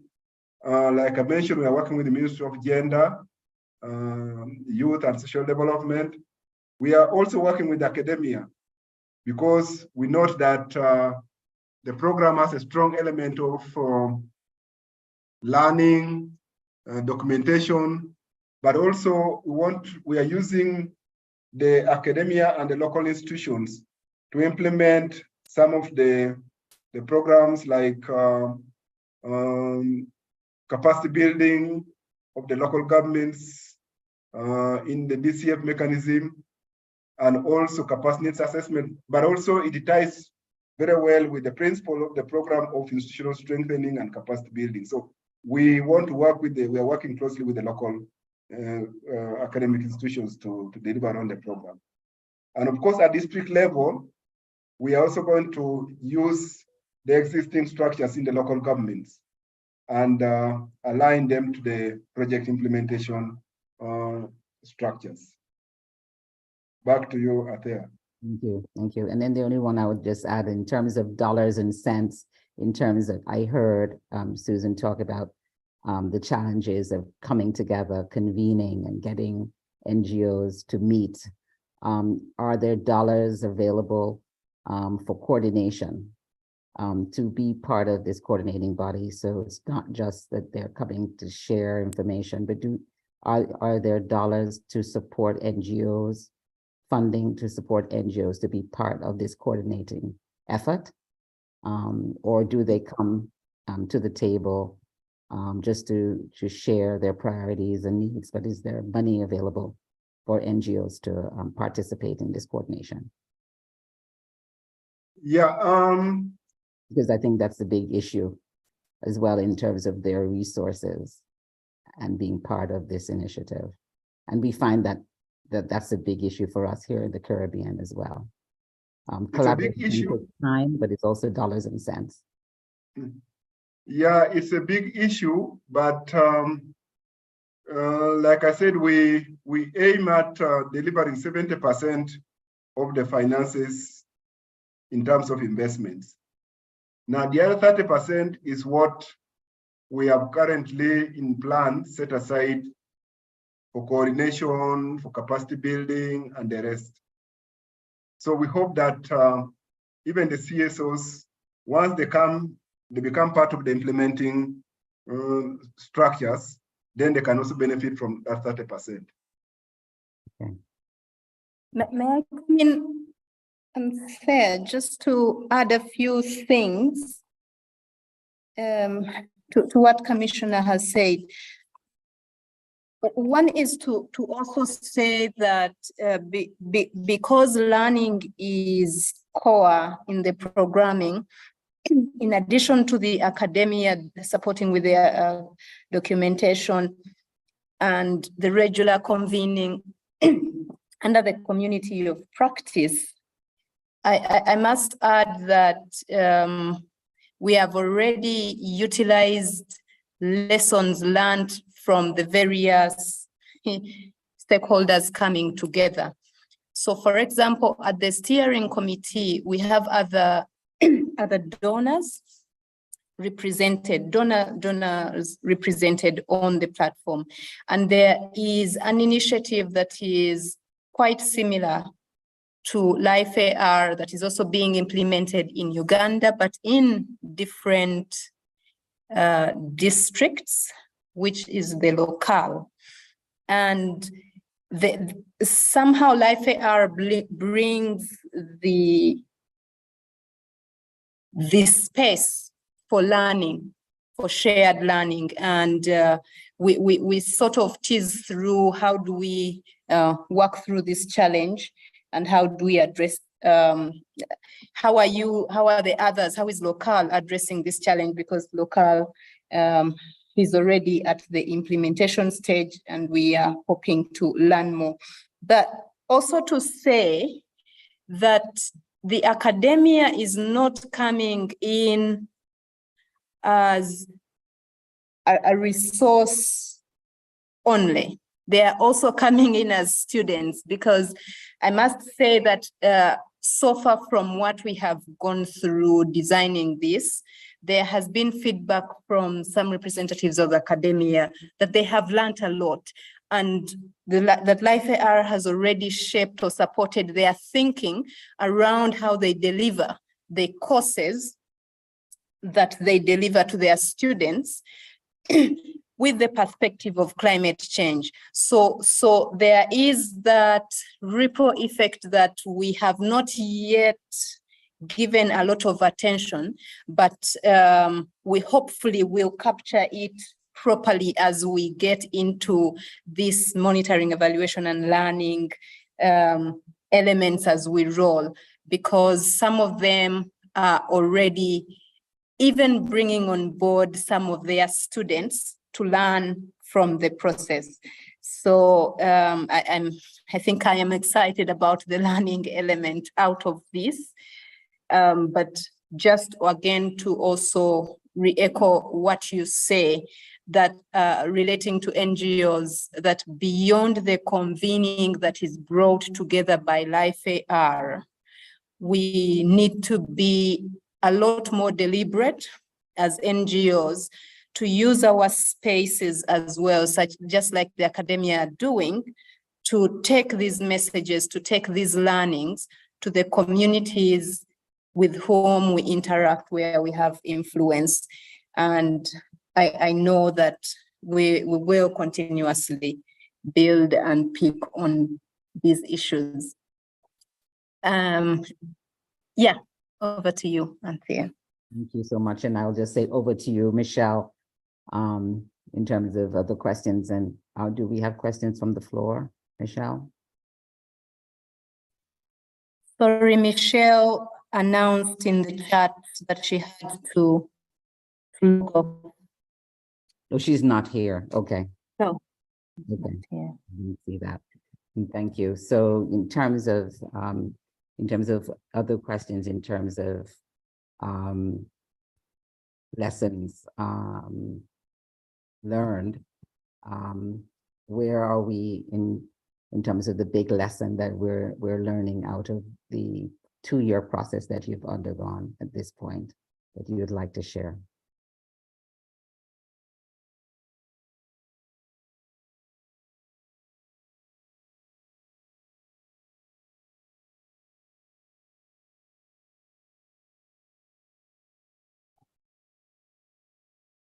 Joseph, do you want to go first? The big lesson. So it's about the lessons, is that correct? Yes. Yeah, along the way, we are picking a lot of lessons. One is that for you to implement a bottom-up approach, such as Life AR, you must do a lot of preparations. You must prepare the relevant documentations, the systems. You must prepare the implementation team in terms of system structures and human resources. That is one lesson we have learned. So you must spend quite some time to prepare the ground before you begin implementing. Secondly, we have also learned that there is quite inadequate capacity at the local government level that need to be strengthened. The other lesson is what I did mention during the presentation, and that is once you mobilize the communities, then for development, then you generate a lot of expectations, which are not very easy to manage, especially when the resource envelope is limited. And then the other lesson we also learned, and we have learned, and also this, we also picked this from the study tour we made it to Kenya in May this year, is that to a large extent in least developed countries, I don't know how it is in developed countries, communities don't trust government systems. They see, I think based on their previous experiences, they think government does not honor its promises. So again, under the Life AR, we have to do a lot of work to convince the community that this is a different program. So those are some of the lessons so far we have learned along the way. Maybe Susan can add some more. I think I can say that with Life AR, it has been emphasized that working together is very, very important. the amount of synergy that we have seen so far come together, the knowledge, the experiences that have come together and now shaped the design of Life AR have been so rich. And for me, listening in, I was very surprised at a lot of the knowledge that was shared that I didn't know. Like I thought I knew, but bringing on board, for example, a planner from local government in the whole design process has been so helpful, because the business as usual has always been that, well, government works in silos. The Ministry of Water and Environment, for example, will design their project. They are in touch with the funders and they go to the community to implement. No voice from the local government and the project fails. So we had lots of failed examples because we had a representative from the local government level. Even us at civil society level, we make those mistakes that we sit in our boardrooms and we design programs, projects for communities at the local level without having the voice of the local level. Because of the way the calls for proposals are designed, you have very little time to ideate, you have very little money to engage with the communities, and you don't have the time. So time and money, you put it very right, dollars and time. And so we are also telling the development partners through Life AR that you have to be patient with the process, because we would like to have as much voice in and buy-in so that when you release the dollars, they will not be put to waste. So that also relates to the myriad number of risks that we have talked through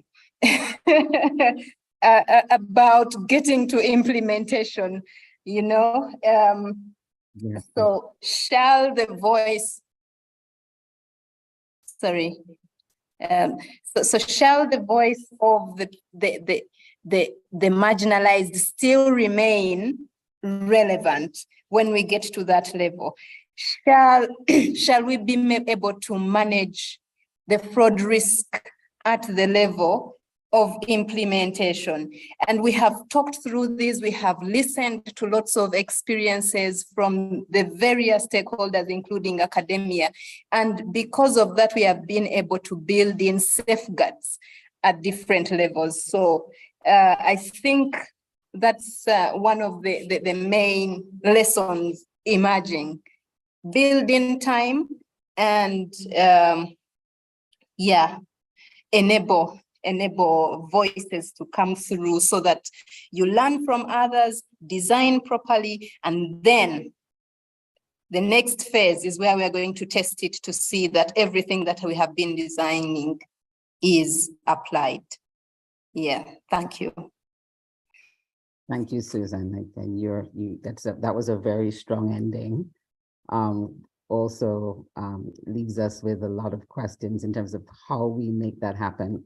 I think when you talked about time and dollars and patience, in our meeting yesterday with our funders, that was the big issue in terms of time and patience, so that we can ensure that we're able to include the most marginalized in the design and development of our projects. How do we do that?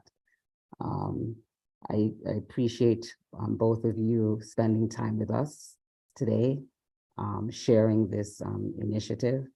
We have a lot in common in terms of what is happening within our NGO community here in the Caribbean.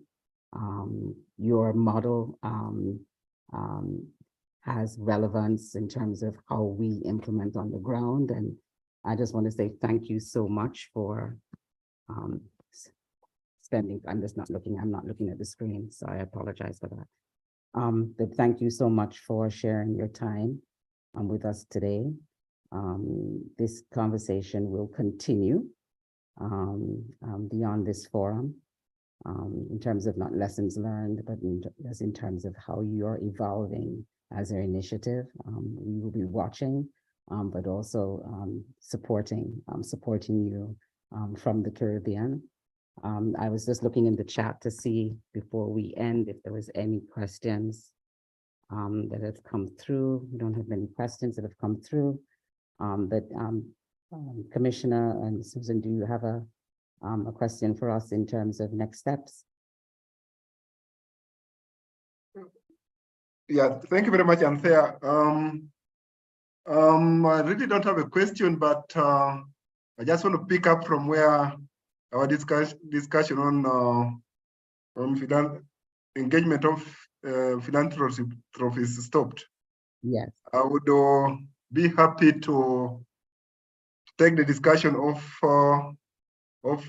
air, and we see how to strengthen our relationship with you after this session. Great. But as I wind up, of course, I would like to use this opportunity to thank you and your team for reaching out to us and giving us this opportunity to share with you a presentation on the Live Air program in Uganda. Thank you so much, and I thank you for your time. So we're going to prepare the ground. We're going to strengthen our communities. We're going to mobilize our communities. That is what we heard today. We have to be patient, and we have to ensure that our communities are heard and are involved, and that we have to work together across within our communities and in the global space as well. And we look forward to continuing our conversation with you, Commissioner Efetu and Susan Nanadu. Thank you so much for your time. And here we are ending on a strong note. So we'll see all of you very soon. Our next session will focus on the Caribbean in terms of how NGOs can access climate finance.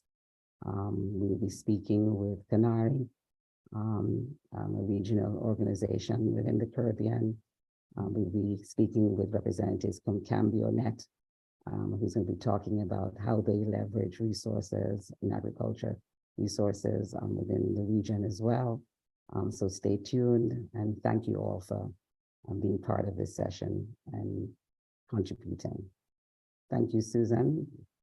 And thank you, Commissioner. Thank you. Thank you for having us, and good luck with the next Yeah, session. thank you. Thank you, Anthea. If you can join that would be wonderful. I know it's quite late at night where you are. It's already 7 o'clock here in Uganda in the night. If you Right. want to stay tuned, please do. We'd like to join the conversation if we can. So thank you. Thank you. Goodbye.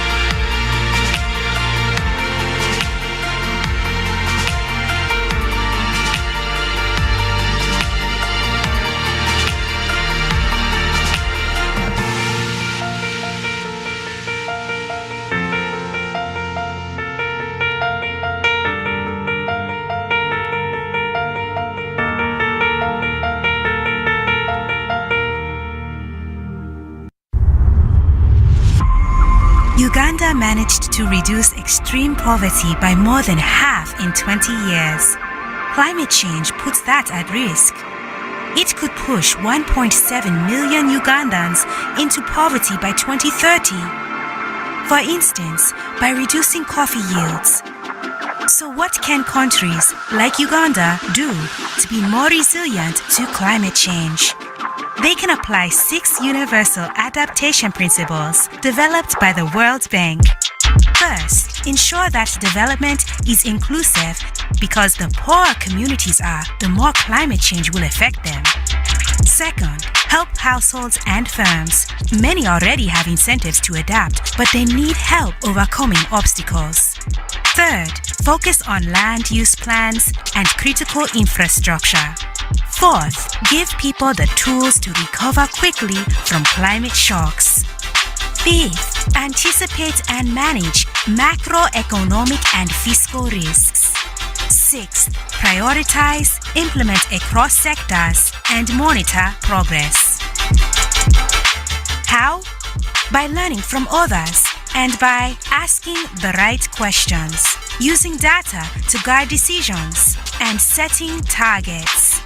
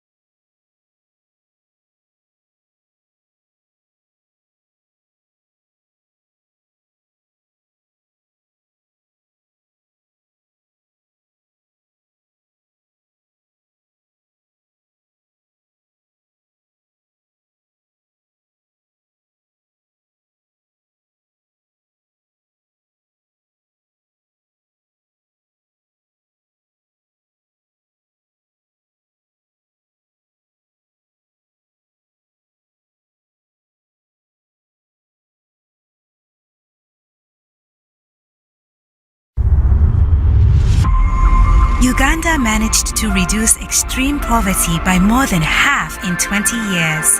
Climate change puts that at risk. It could push 1.7 million Ugandans into poverty by 2030. For instance, by reducing coffee yields. So what can countries like Uganda do to be more resilient to climate change? They can apply 6 universal adaptation principles developed by the World Bank. First, ensure that development is inclusive because the poorer communities are, the more climate change will affect them. Second, help households and firms. Many already have incentives to adapt, but they need help overcoming obstacles. Third, focus on land use plans and critical infrastructure. Fourth, give people the tools to recover quickly from climate shocks. Fifth, anticipate and manage macroeconomic and fiscal risks. Sixth, prioritize, implement across sectors, and monitor progress. How? By learning from others and by asking the right questions, using data to guide decisions, and setting targets.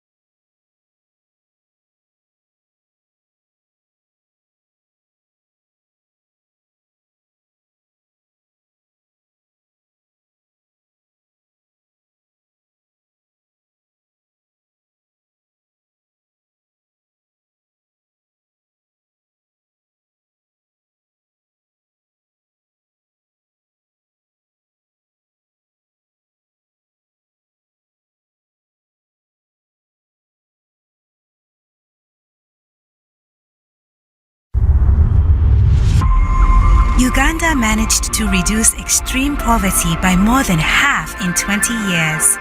Climate change puts that at risk. It could push 1.7 million Ugandans into poverty by 2030. For instance, by reducing coffee yields.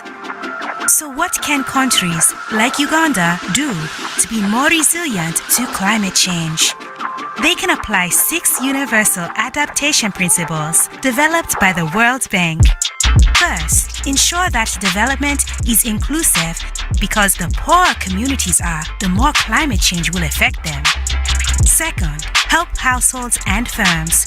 Many already have incentives to adapt, but they need help overcoming obstacles. Third, focus on land use plans and critical infrastructure. Fourth, give people the tools to recover quickly from climate shocks. Fifth, anticipate and manage macroeconomic and fiscal risks. Sixth, prioritize, implement across sectors, and monitor progress. How? By learning from others and by asking the right questions, using data to guide decisions, and setting targets.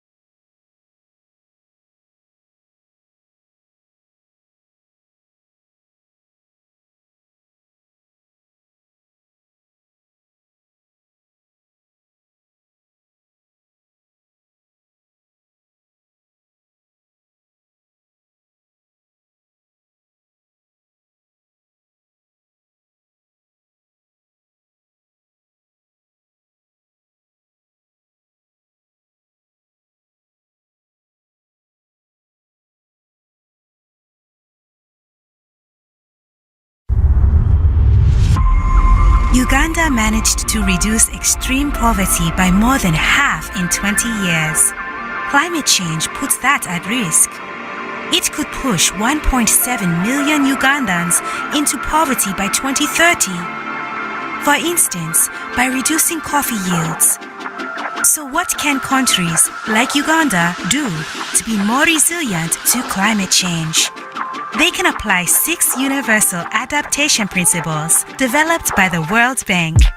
First, ensure that development is inclusive because the poorer communities are, the more climate change will affect them. Second, help households and firms. Many already have incentives to adapt, but they need help overcoming obstacles. Third, focus on land use plans and critical infrastructure. Fourth, give people the tools to recover quickly from climate shocks. Fifth, anticipate and manage macroeconomic and fiscal risks. Sixth, prioritize, implement across sectors, and monitor progress. How? By learning from others and by asking the right questions, using data to guide decisions, and setting targets.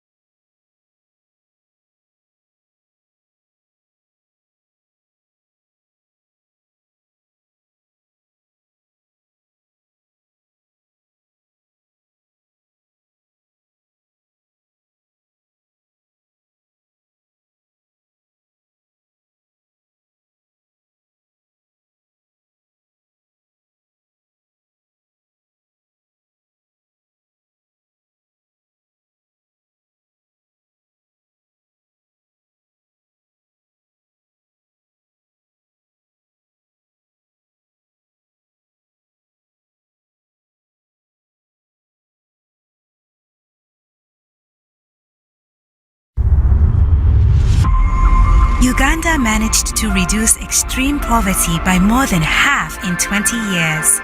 Climate change puts that at risk. It could push 1.7 million Ugandans into poverty by 2030. For instance, by reducing coffee yields. So what can countries like Uganda do to be more resilient to climate change? They can apply 6 universal adaptation principles developed by the World Bank. First, ensure that development is inclusive because the poorer communities are, the more climate change will affect them. Second, help households and firms. Many already have incentives to adapt, but they need help overcoming obstacles. Third, focus on land use plans and critical infrastructure. Fourth, give people the tools to recover quickly from climate shocks. Fifth, anticipate and manage macroeconomic and fiscal risks. Sixth, prioritize, implement across sectors, and monitor progress. How? By learning from others and by asking the right questions, using data to guide decisions, and setting targets.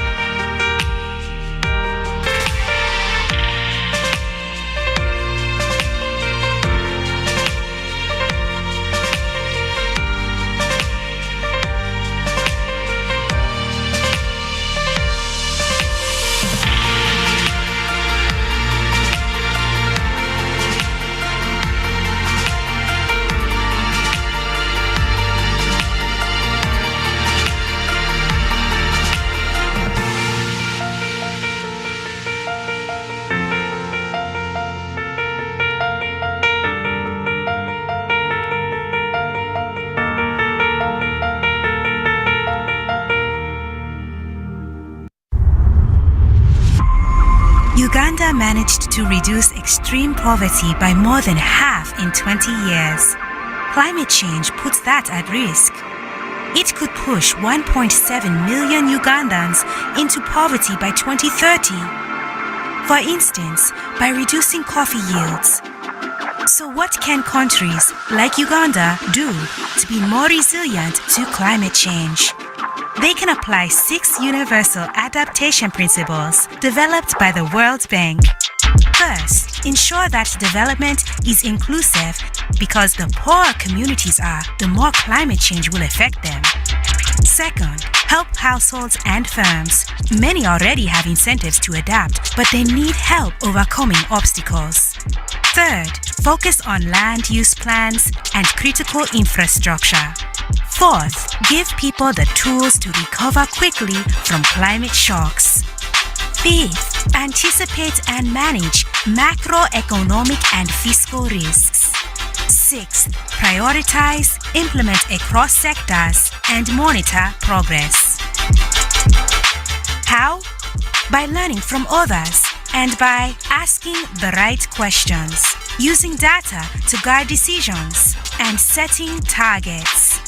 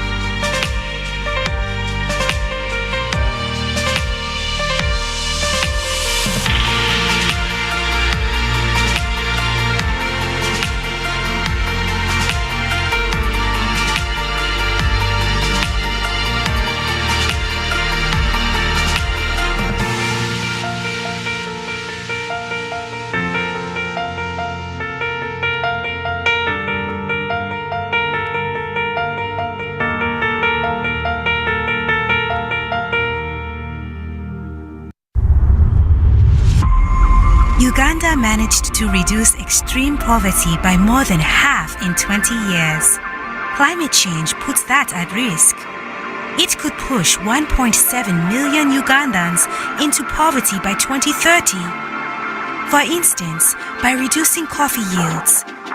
So what can countries like Uganda do to be more resilient to climate change? They can apply 6 universal adaptation principles developed by the World Bank. First, ensure that development is inclusive because the poorer communities are, the more climate change will affect them. Second, help households and firms. Many already have incentives to adapt, but they need help overcoming obstacles. Third, focus on land use plans and critical infrastructure. Fourth, give people the tools to recover quickly from climate shocks. Fifth, anticipate and manage macroeconomic and fiscal risks. Sixth, prioritize, implement across sectors, and monitor progress. How? By learning from others and by asking the right questions, using data to guide decisions, and setting targets.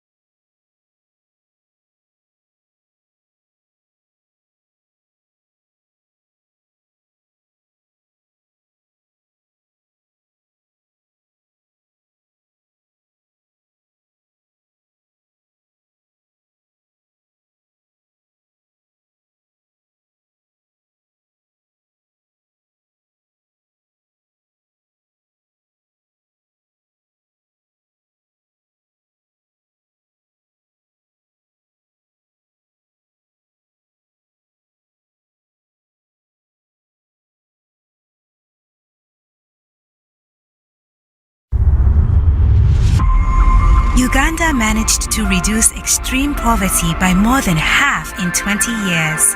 Climate change puts that at risk. It could push 1.7 million Ugandans into poverty by 2030. For instance, by reducing coffee yields.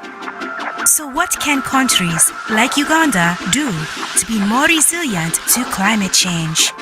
They can apply 6 universal adaptation principles developed by the World Bank.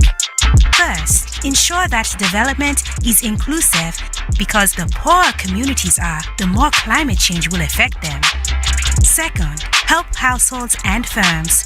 Many already have incentives to adapt, but they need help overcoming obstacles.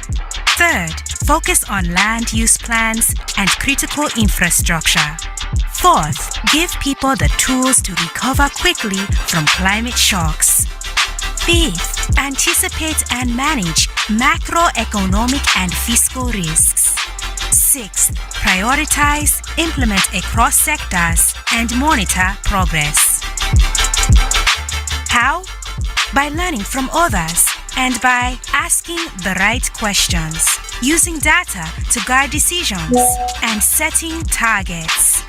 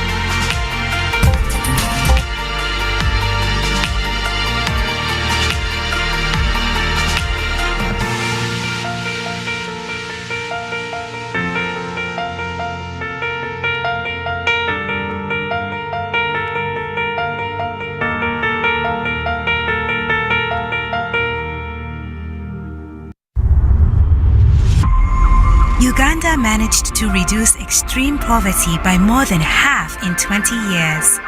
Climate change puts that at risk. It could push 1.7 million Ugandans into poverty by 2030. For instance, by reducing coffee yields. So what?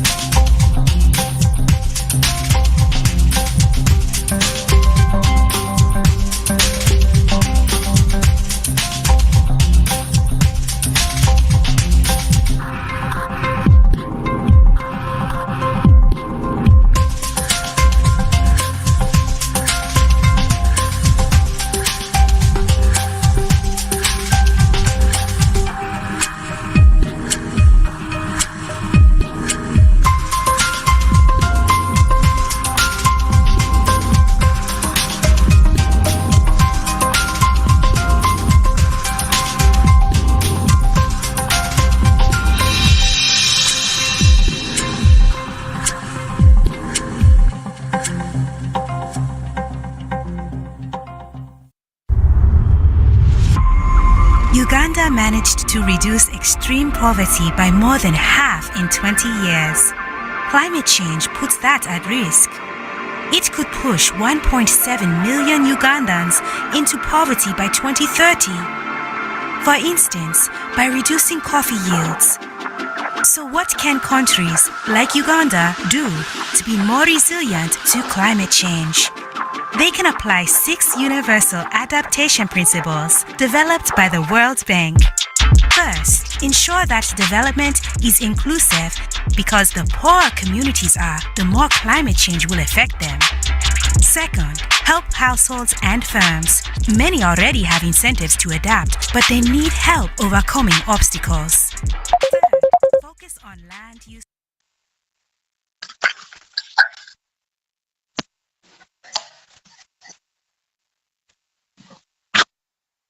Get on.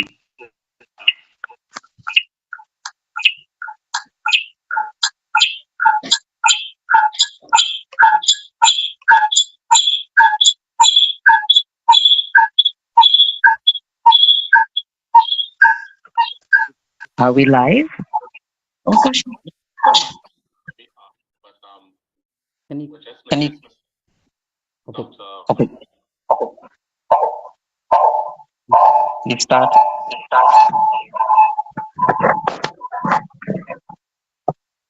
You need to, have you started? How come you started without me? I don't understand. Oh, huh? Oh, quick, bring me on now. Oh, what time is this event? What time is it?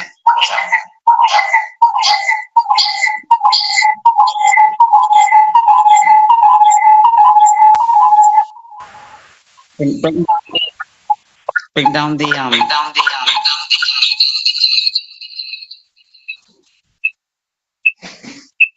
bring down the top one.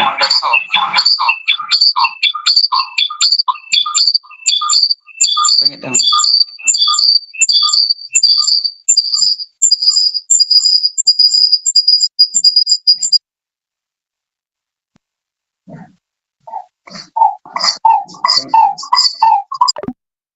Plans and critical infrastructure. Fourth, give people the tools to recover quickly from climate shocks. Fifth, anticipate and manage macroeconomic and Okay. No, I mean, can you bring down the?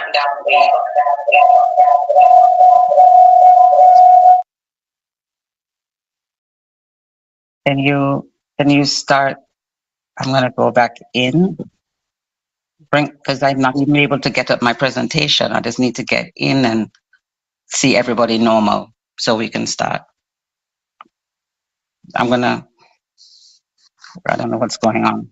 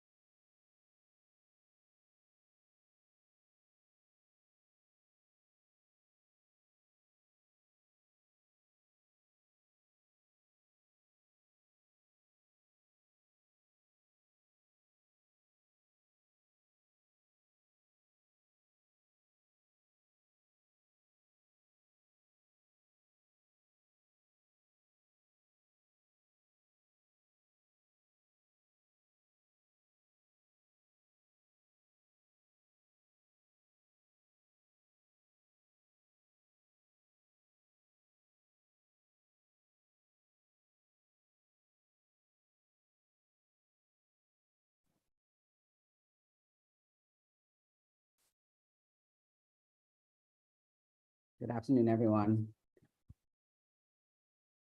I can't hear. Good afternoon, Fontaine, Anika, Lisa Perch, and Dr. Minshall. Okay, wonderful. Okay. So Kevin, Hamlet. We're here. Okay. All right. Okay. So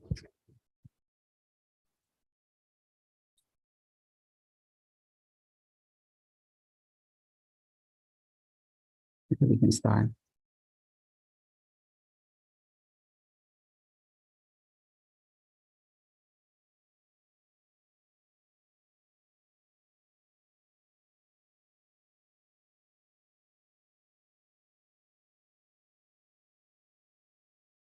I'm a lady, so life better treat me accordingly.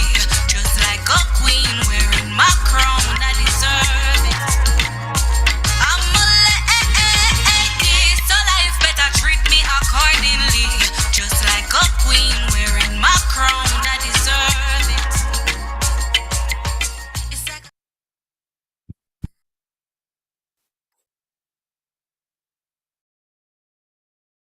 I'm a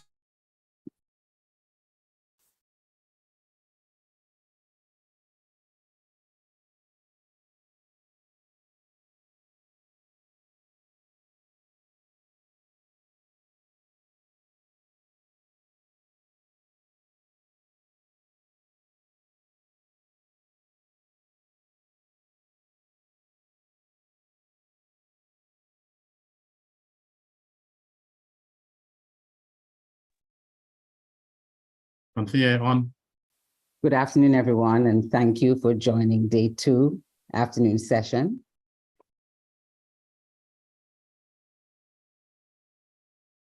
Entitled Capacity Building for Integrated Approach to Access Climate Finance for Implementation to Revolutionary Approaches to Agriculture. Our presenters today are Dr. Annika Grandison, Senior Technical Advisor of Canary, Lisa Perch, the Managing Director of NSEDI Consulting Barbados, and Dr. Harriet Ozor LaFontaine, Research Director and Executive Director of INRA Center in Cabinet. Welcome everyone to the session. Our presenters will share their different respective projects. Our presenters from Canary will share their project on enhancing Caribbean civil society's access and readiness for climate finance initiative, which seeks to address the gap and promote civil society leadership. It's been implemented from 2020 to August 2022 in collaboration with national designated authorities and leading national regional CSOs from the Caribbean, CARICOM member states, including Antigua, Barbados, Barbuda, Belize, Grenada, and Jamaica, St. Kitts and St. Nevis. And they will share the other countries that they're working in. The lead designated authority for the project is Climate Change Division, Ministry of Economic Growth and Job Creation in Jamaica, and Canary is the implementing entity and delivery partner for the project. And so you will hear from them today. You will also be speaking with Dr. LaFontaine, who will share his regional initiative, Cabinet, which is described as a revolutionary approach to agriculture. Cabinet wears many hats, but it works within the Caribbean and the Amazon. It's a Caribbean and Amazon bioeconomic network. It has been created as a service platform to strengthen small-scale agriculture by providing innovation assistance in the region. And we'll hear from him. He has exciting information to share with us about the systems that they have created. So all in all, the session will focus on strategies to enhance Caribbean's capacity to adapt to climate challenges around food security, reduce vulnerability, and how we can promote equitable use of resources in the region. I will begin by introducing Dr. Annika Grandison, who is from Canary. She's the Senior Technical Officer there at Canary and the project lead for the regional initiative, Enhancing Caribbean Civil Society's Access and Readiness for Climate Finance. Annika brings over 7 years of experience working in climate change and agricultural management in the Caribbean. and specific small island developing states. Currently, she's the Senior Technical Officer and Resilience Lead at Canary, overseeing the portfolio of projects on climate change and disaster resilience.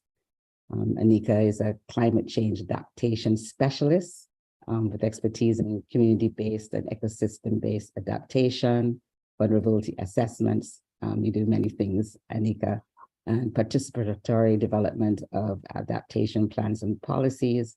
And she also has an expertise and experience in climate finance, access and delivery in small and development states contexts. And so she's the right person to have this conversation today around climate finance. And she's also has a PhD in resource management and geography from the University of Melbourne, Australia. Miss Lisa Perch, who works with Anika and has provided consultation to the project at Canary, is the managing director of SADI Consulting Barbados. I hope I'm saying that correctly, Lisa. You are, thank you. Okay, from International Gender and Environmental Consultant. She's an International Gender and Environmental Consultant. Lisa Perch has more than 25 years experience in international development. She works at the intersection of gender and climate, including on financial issues or financing issues, and most recently supporting UN agencies in the work in this area. More than 20 years in environmental management issues. She has provided technical assistance at national, regional, and international levels, including research to inform policy and decision-making processes for the social and gender perspective, particularly on environmental issues. She's worked across the English-speaking Caribbean, Latin America, Southern Africa, as well as Asia and the Pacific in Europe as well.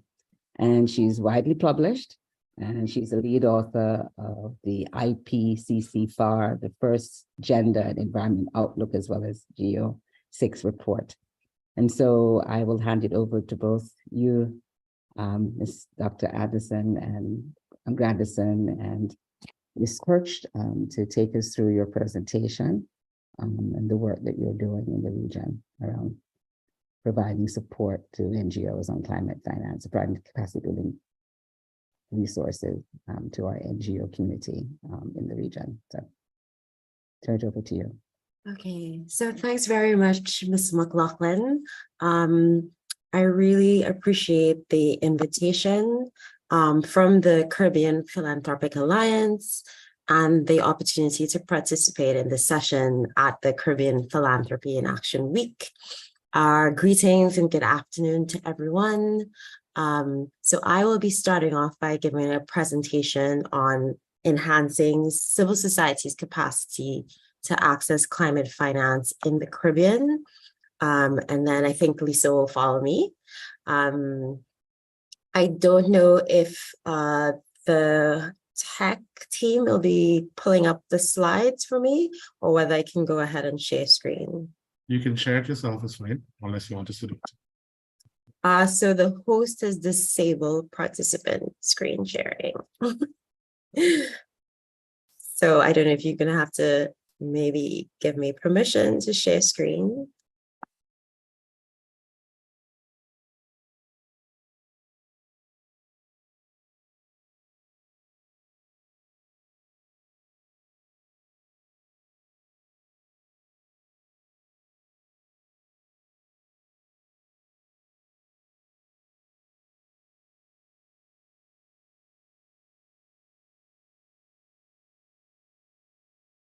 You try again. Okay, yes, I can now share screen. Thanks.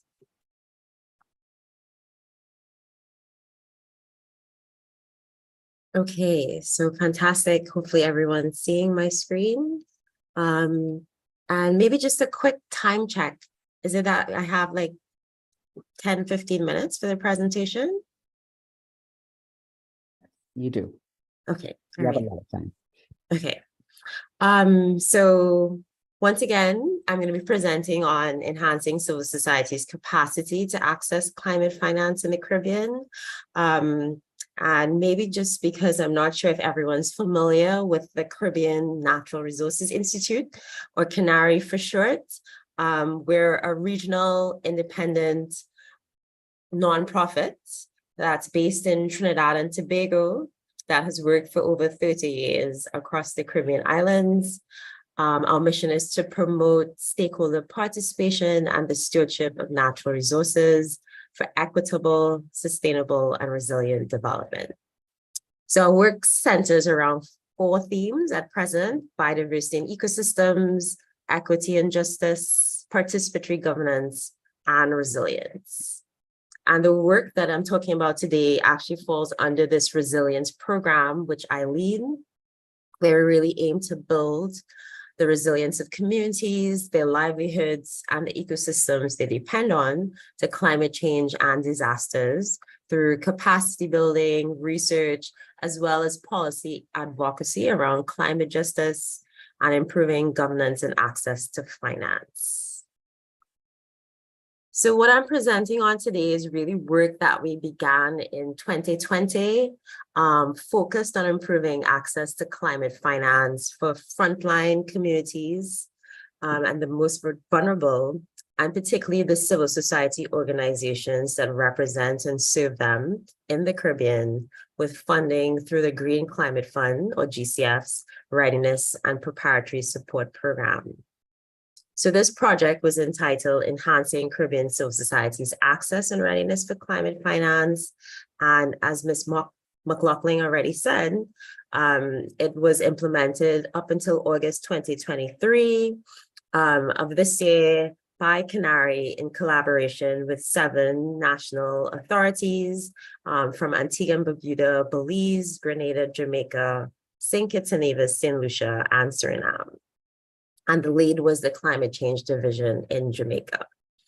So the goal of the project was to enhance capacity of civil society, including knowledge, skills, and organizational structures, and the enabling external institutional framework to improve access to finance and help them to better deliver climate adaptation and mitigation in the region. And we had a number of reasons for this focus on civil society, or the third sector.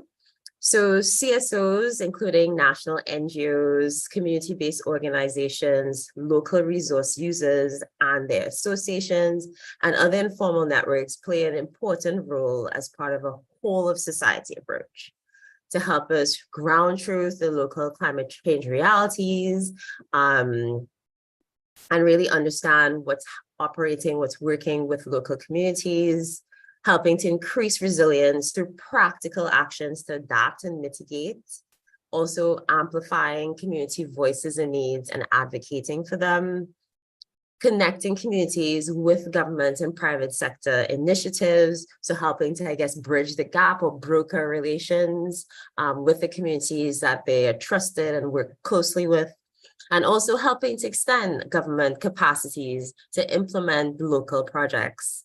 Recognizing that many of our Caribbean governments are understaffed and under-resourced, and so do need the support to be able to reach those on the ground.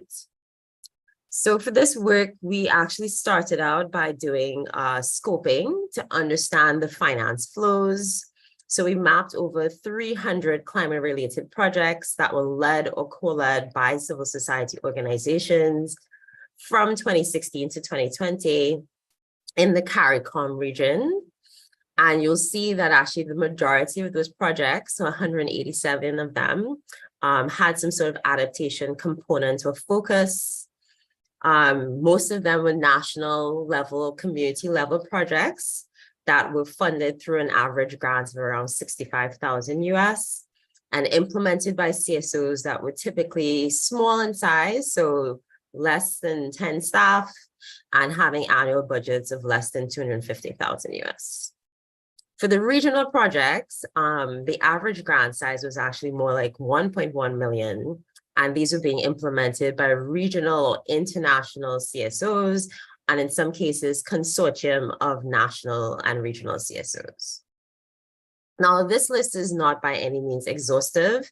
It only includes projects that we were able to find where there's grant funding of US $10,000 or more, and where there was information that was publicly available. But I thought what was really interesting from this mapping, and you can see this in this next slide, is that by far one of the main funding sources was the JEF Small Grant Program. And I think despite some of its challenges, many of those that we spoke to saw it as a broadly effective mechanism for providing smaller amounts of funding that suit the needs of the many smaller CSOs that operate at the local level. So it was seen as a model that was worth replicating. And interestingly, we have seen a move by some of the other large climate funds like the Adaptation Fund, the Green Climate Fund, and to actually pilot more enhanced direct access mechanisms that facilitate on granting to CSOs and other actors. So when we did the mapping, a number of key barriers emerged, and our project really tried to hone in on these to inform our activities. So firstly, there's limited awareness of various finance options available. And so we actually spent quite a lot of time under the project working with CSOs and with government partners to develop more accessible communication projects under the project. So communication products, sorry. And so these included animated videos, vlogs, e-newsletters, and other infographics to really help people understand, well, what are the different options, what size of grants are available, what are some of the requirements, et cetera, to access funding, and particularly for some of the newer funds like the Adaptation Fund and the Green Climate Fund that people are not very familiar with. Another barrier that we noted was really that due to their small size and their focus on a narrow geographic area and many sort of smaller local projects, most of the CSOs, including farm or fisherfolk organizations, rural women producer networks, and community cooperatives, on average, are operating on fairly small budgets and don't have a lot of staff, and don't really have the capacity to deal with the minimum level of funding that's offered by many funders, which might be 250,000 US above. And for some of the large funds, you're starting at 5 or 10 million US. So, they're not really catering to the needs of these smaller CSOs. And so it's really important to think about how we can have smaller pots of funds for them to easily access. And this is something that we try to really highlight and advocate for during the project. The CSOs that we worked with themselves also noted a number of capacity constraints related to project and financial management, reporting and auditing, as well as related to gender and environmental and social safeguards, all of which are really key requirements for many funders. In addition, they also noted they didn't have a lot of capacity for proposal development and very limited experience, as would be expected with some of the new larger funds. And on top of this, many of the funders or funding mechanisms have very onerous application processes. And so what we tried to do was really sort of facilitate various organizational capacity building activities under the project with the support of expert consultants related to gender, safeguards, and other things, through pretty much providing things like write shops for the CSOs on how they could better develop concept notes and funding proposals for climate projects, what were the requirements of different funders, even big funders like the Green Climate Fund. We also did a bunch of online training courses, some regional training of trainers, mentoring and coaching with some of the selected CSOs that showed a real potential to potentially become delivery partners, implementing entities, or even accredited entities to directly access climate finance from some of those bigger funds, and also supporting paid learning exchanges as well as part of that capacity building. Because seeing what others are doing and how that's working for them, I think can be very helpful and inspirational for other sort of CSOs. I think the last point was the fact that government engagement with civil society on climate change initiatives is often ad hoc, Many in these small islands, many of the sort of relationships are really personal connections rather than using kind of established structures. And so we really kind of sought to establish and strengthen what we're calling climate action teams, where civil society is really coming together and trying to be more coordinated, have one voice so they could better influence decision-making processes around climate action and climate finance, and also to ensure that there's a clear entry point for government agencies that want to engage with CSOs so that there was a grouping and it was clear that they had an executive and you could work through them. And where there were actually already existing civil society networks or coalitions, we tried to embed the climate action teams within them. So not to replicate and create new networks or structures, but really embed them in what's already there and what's working. So these are some of the key things that we did in terms of trying to build capacity. I think one other thing that I wanted to highlight, but before I get there, I just wanted to show a couple of photos so you can have a sense of some of the things that we did. So the photo on the top right is one of the national ride shops we had in St. Kitts and Nevis.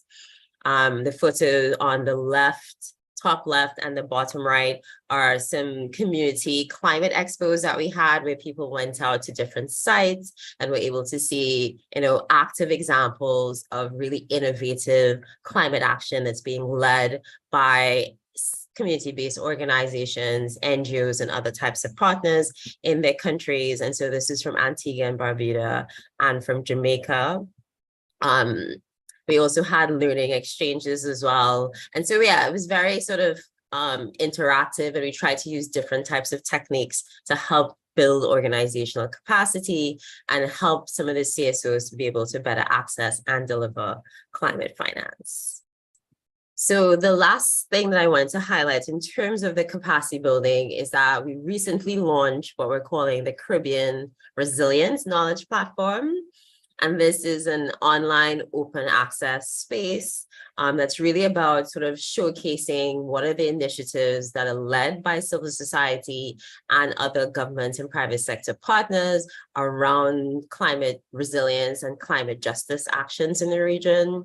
And it also is trying to foster knowledge sharing among civil society and its partners, also learning, as well as collaboration and networking. So the idea that this is going to help maybe support further knowledge exchange and collaboration beyond the life of the project. And so there is some sort of sustainability and continued work beyond what we did up until August 2023.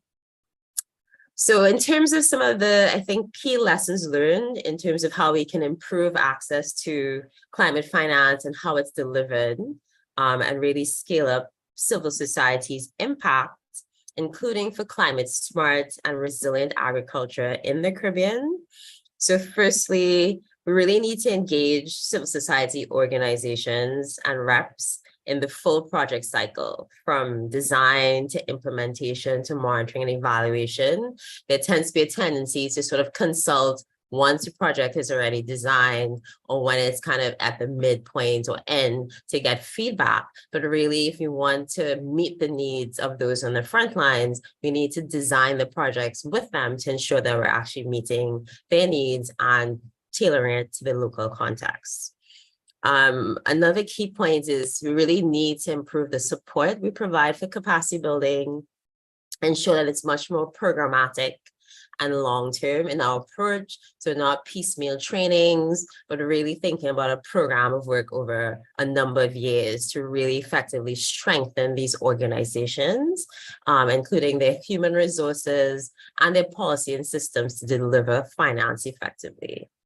Another thing, building on what we found in the mapping and the work that we did, was that we really need to expand mechanisms for small and medium-sized grants to ensure that we have funding that is tailored to the needs of the many smaller CSOs for them to deliver meaningful climate action at the local level. There's a bit of a gap when you look at the landscape in terms of funding that's less than 50,000 and funding that's over 250 or 500,000 US. And so we need to fill that sort of middle ground and make sure that those CSOs that already have shown potential to use, small grants of 50,000 US are able to graduate to get larger amounts of money to scale up the work that they can do, but not expecting them to jump from 50,000 to 500,000 or a million US. Linked to that, we need to really think about the role of local intermediaries. And this can include civil society organizations where there are national trusts, even organizations like Canary that have a lot of experience in grant making and can really help to channel resources to the local level and make sure that it's tailored to the needs of those people, those on the ground, and that we can also do some capacity building as well as part of that process. I think also making sure that we're integrating citizen science, local knowledge and practices as part of the process is really important to make sure that what we're doing is tailored to local needs and is culturally appropriate and specific to the context. And then finally, thinking about how we strengthen coordination mechanisms, not just among civil society organizations, but also among government agencies and funders at national and regional levels, so that there's a real understanding of what needs to be happen to really effectively deliver the finance and make sure it's having the impact on the ground that we want to see and benefiting the most vulnerable and those that are on the front lines of this climate crisis. So I think I wanted to wrap up with one final thing, which I think is maybe important for this audience when we're thinking about philanthropy. And so that is that,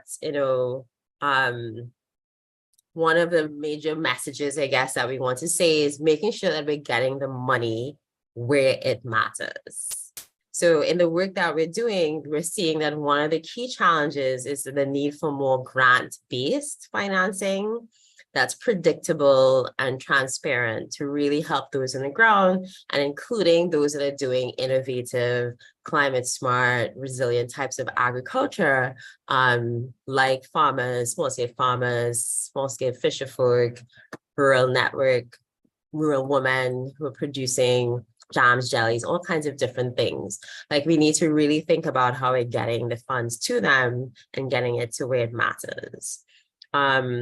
And we also need to think about quality and quantity of finance as well. And so, for example, going into COP28, which is just 45 days away, one of the things that we're trying to advocate for as part of a broader consortium of CSOs from the region, but also globally, is that we want to see more financing that's going towards adaptation, and that 25% of that is actually going to support locally led action, so that we're really getting the money to those that need it.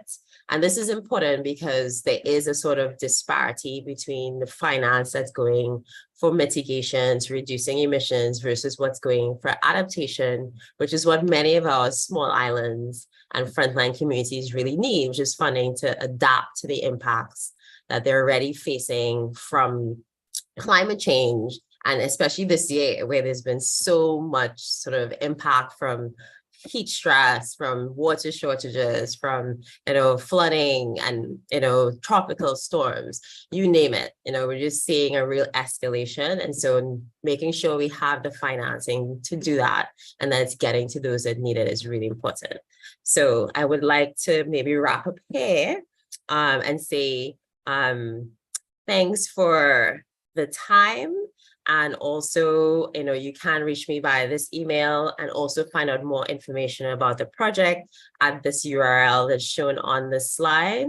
And I think with that, I will wrap up. I actually have, if people are interested, a short video that showcases some of the really innovative work happening on the ground with 2 CSOs that we worked with under the project from Suriname. But I'm not sure if we have time to show it. It's about just over 4 minutes long. So I'll stop there and hand back over to Ms. McLaughlin for the next presentation. Thank you, Dr. Anderson. This is excellent, excellent presentation. And it really showcases the work that you're doing in the region. I don't know who says to start your video. I don't know what that is. in the region, and we appreciate what you have shared. There's so many different ways in which we could talk about your work and the positioning of NGOs to be viable recipients of climate finance. And then I wanted to ask you, what are the issues that you're experiencing getting NGOs to be in that space, to be viable recipients? Who stands out in the region now? You've done the work in all these different countries. Have you seen NGOs within your space that are ready to access climate finance based on your capacity building? So that's a fantastic question. So yes, they are. We've actually been working with around 13 CSOs from across the different islands to see if we can get them to that point of being able to access, millions of dollars from some of these funds and help to deliver that, finance to those on the ground. And so, for example, in Bahamas, there's the Bahamas National Trust, which is a fairly large organization. They have a budget of 3 million or plus, US annually. And they are interested in getting accredited to the Adaptation Fund and the Green Climate Funds. And they are ready. They actually have a lot of really good financing procurement policies. They've been working on strengthening their gender policies, their safeguards, etc. So they're quite almost ready to sort of go up for accreditation. But one of the obstacles, I would say, or one of the things that's causing them to hesitate is that there's just so many kind of requirements for going up for something like accreditation to a large fund like the Green Climate Fund. There's so many hoops that you have to jump through. There's a significant upfront cost that you have to invest in doing all of this to get ready before you can even access the financing.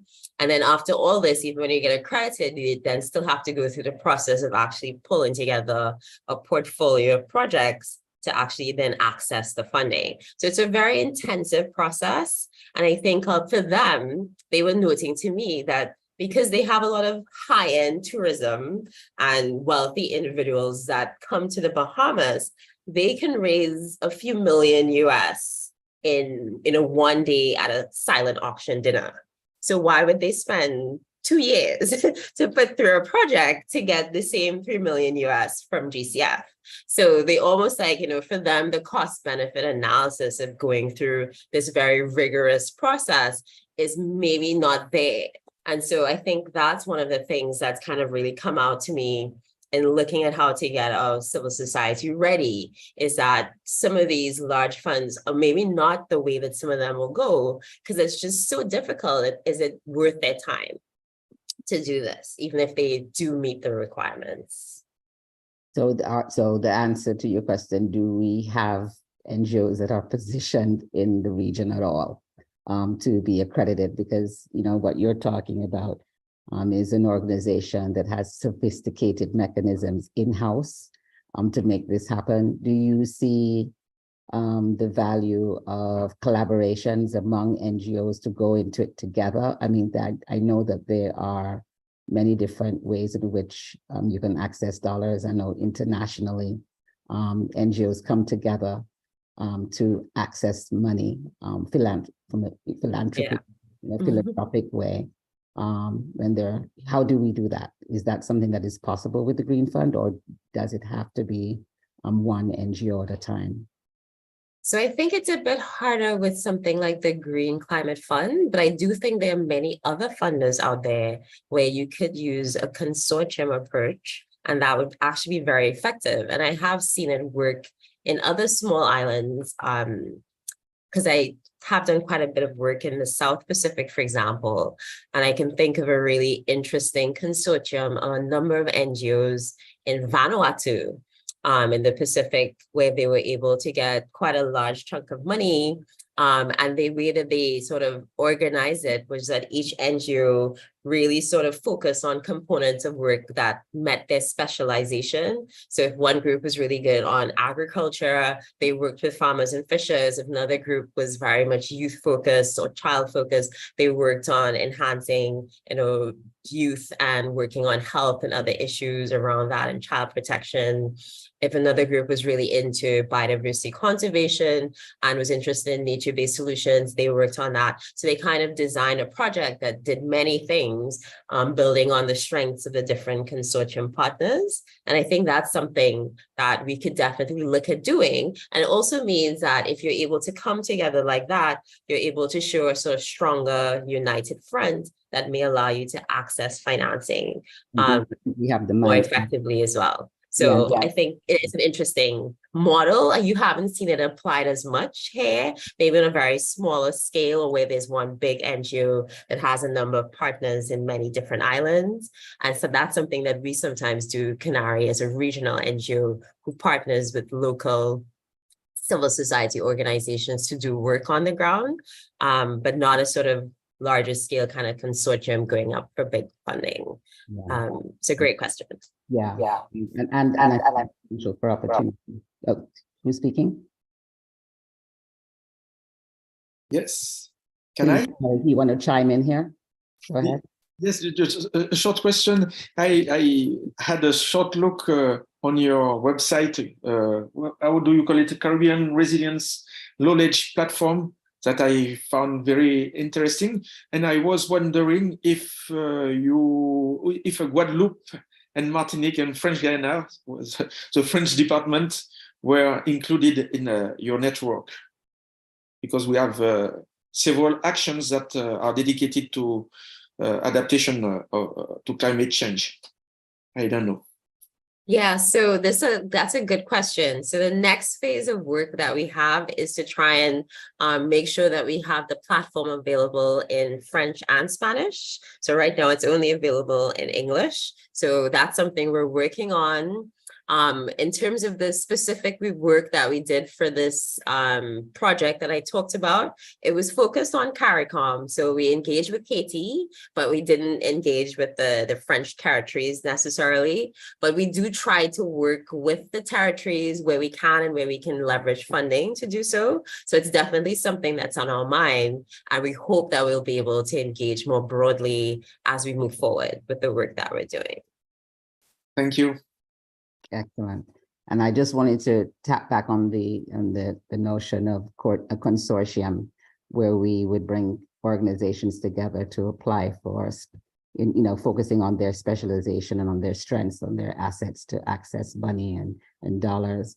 And the only hard question for us would be, do we have NGOs in the space that have the capacity fiduciarily, have the financial mechanisms? Because I think that is a big issue. Do we have NGOs positioned to be able to take on that leadership, to access dollars and serves as the fiduciary mechanism, even within that consortium? Not programmatic strengths, but financial strengths. Because I think that's our big issue. NGOs be able to make the case that they can funnel $10 million, $20 million into their spaces on behalf of other NGOs. And I think that's where the rubber hits the road for us. And I guess, in terms of successful examples of an NGO within the work that you've done that stands out, that has secured a climate finance. You mentioned Bahamas National Trust. Are there others? Is it more than 10 in the region, or where are we really? Because when we talk regionally, and then in reality we have 4 or 5 organizations that we can point to. In terms of scalability, what is your perception? What is your experience, and what is the outlook for us in the Caribbean to get to a place where we can talk about scale? Scale. So, I think the reality is that we probably only have about 10 or 15 CSOs that are in a really strong place in terms of their policies and systems to be accessing 10 million US or more. That's, I think, the reality. And that includes regional NGOs like Canary. Like, we wouldn't probably put ourselves up to manage more than 10 to 20 million at the moment. And we're considered one of the stronger NGOs in the region. And so, you know, when we did, for example, we did to go through that whole process of looking how we met standards for GCF and the adaptation fund. And we actually didn't do that badly, but there's still a lot of things that you have to, you know, boxes to check. And that takes a lot of time and investment. And I think part of the issue is most CSOs, I can't really think of any, and that includes Canary, don't have the funding upfront to be able to cover that investment of time to strengthen all of these policies and have all of these mechanisms in place to be able to, you know, definitively convince a funder like, for example, GCF, that yes, you know, we're ready to take on a 10, 20 million project. And so I think that's the reality check in terms of having in several CSOs that can function at that level. So that's why the consortium thing is interesting, and I think something for us to follow up on. But I think the other thing too is we can design mechanisms that focus on that 500,000 US to 5 million kind of range. And I think we need to do a better job of having more funding in that range for people to access. Because right now, a lot of it's small grants that are 50,000 US and below. And there's only a few examples I can think of that are going up to the sort of 1 million US level. And there you can see more CSOs. I think there's definitely at least one CSO in every island that can access in the range of more like 500,000 to 1 million US and has, you know, a track record to show that they can do this.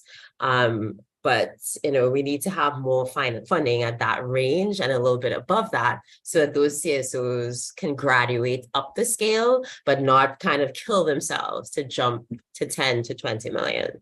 So that's kind of what I would say, is that we need more funding there. And that's where I think philanthropy can maybe help fill the gap that some of the larger multilateral and bilateral funds are not doing in terms of the space. Thank you so much for that. And I think we have some key next steps there for us to talk about. Yesterday, we had our philanthropic group meet to talk about, you know, the issues among the philanthropic community. And one of the discussions was in terms of how do they fill the gaps that you're talking about, but it needs to be intentional and strategic. And we need to come together with the philanthropic community to talk that through specifically. So thank you for that.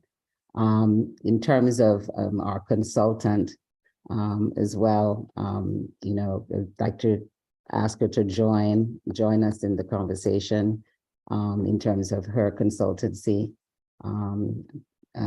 Your consultancy, Ms. Perch, provides financial resiliency training in the space with NGOs. Can you speak to the work that you're doing? Hi, good afternoon. Initiative.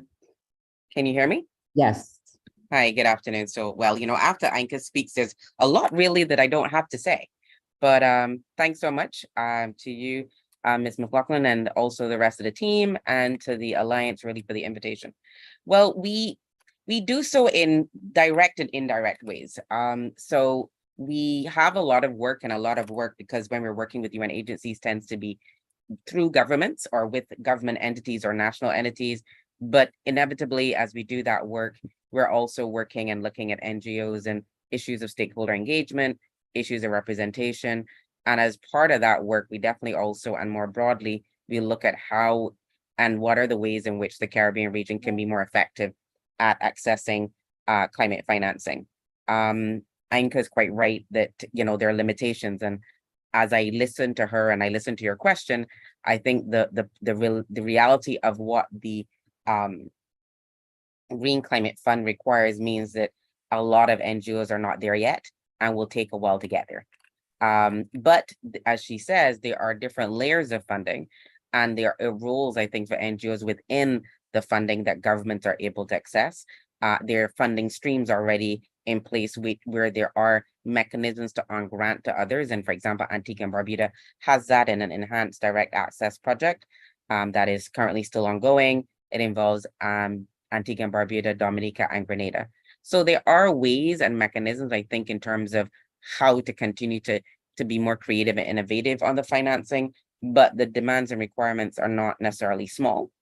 And there is a big space, I think, for capacity building to certainly move beyond the 50,000 or even the 100,000 level, but certainly to start moving a greater number of CSOs and NGOs to be able to implement a $1 million grant and plus. So that would be my first quick response to your question. I didn't know if you wanted to ask me anything else before I jump on it, but we're going to engage you. We're going to have Mr. LaFontaine make a presentation as well. But the only thing I outlined here, what I heard you say was enhanced direct access project in Antigua. And what came to mind for me is that there are a lot of gems, there are a lot of initiatives across the Caribbean, and we need to sort of put it together and say, this is what's working here in Antigua. We have an enhanced direct access project that's working. Let's get together as a region and listen and hear more about why it's working, how it's working, if it can be replicated across the region within other territories. And so I would like to hold that, but want to discuss it later in terms of how do we get to that space where we're able to replicate working models so we can get to the scale that we're looking at in terms of accessing funding and finance. Ms. Perch, we'll come back to that. Okay. Right.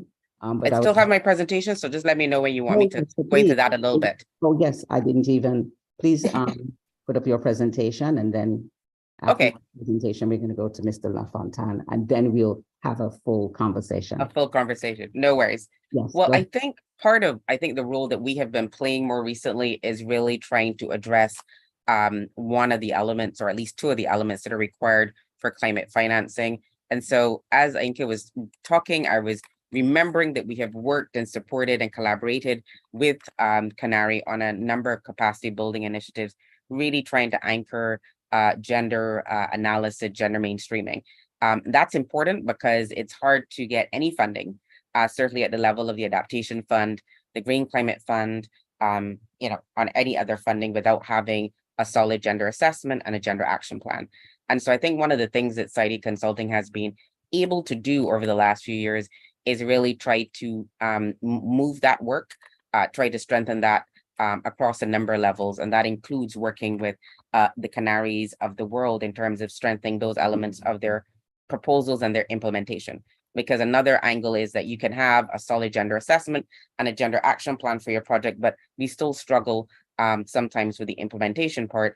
And part of this is having that ability to be able to access the expertise that you need, and to really make sure, therefore, that that involves and really brings in key elements of stakeholder engagement. So these are just a few examples of some work we've done over the last couple of years with Canary, really trying to anchor in some of that work in their existing projects, including with the Green Climate Fund, but other sources that they have. And we continue to do that work, collaborating with the UN agencies, as well as the Caribbean Development Bank, and also making sure that within those proposals, including some of the large ones that are going to be 30, 40, 50 million, that there is space and there is engagement with stakeholders. And if you're talking engagement with stakeholders, it is inevitable that CSOs and NGOs should be part of that conversation. And in some cases will be asked to act as proxies, for those groups, particularly in terms of the implementation. And that includes them being involved in the governance of some of those projects. Additionally, there are a number of other things that Society Consulting is doing. We've been around for about 2 years. This is our 3rd year. And this is building on other work that I would have done as an individual consultant.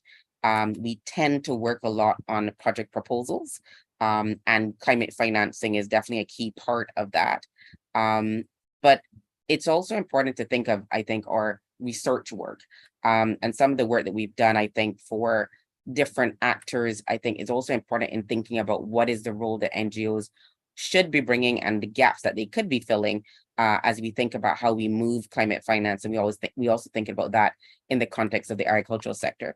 Agriculture tends to pop up quite a lot in our work, either as an individual sector, as a nexus sector, sometimes with energy and water, but also, it comes up as one of many sectors.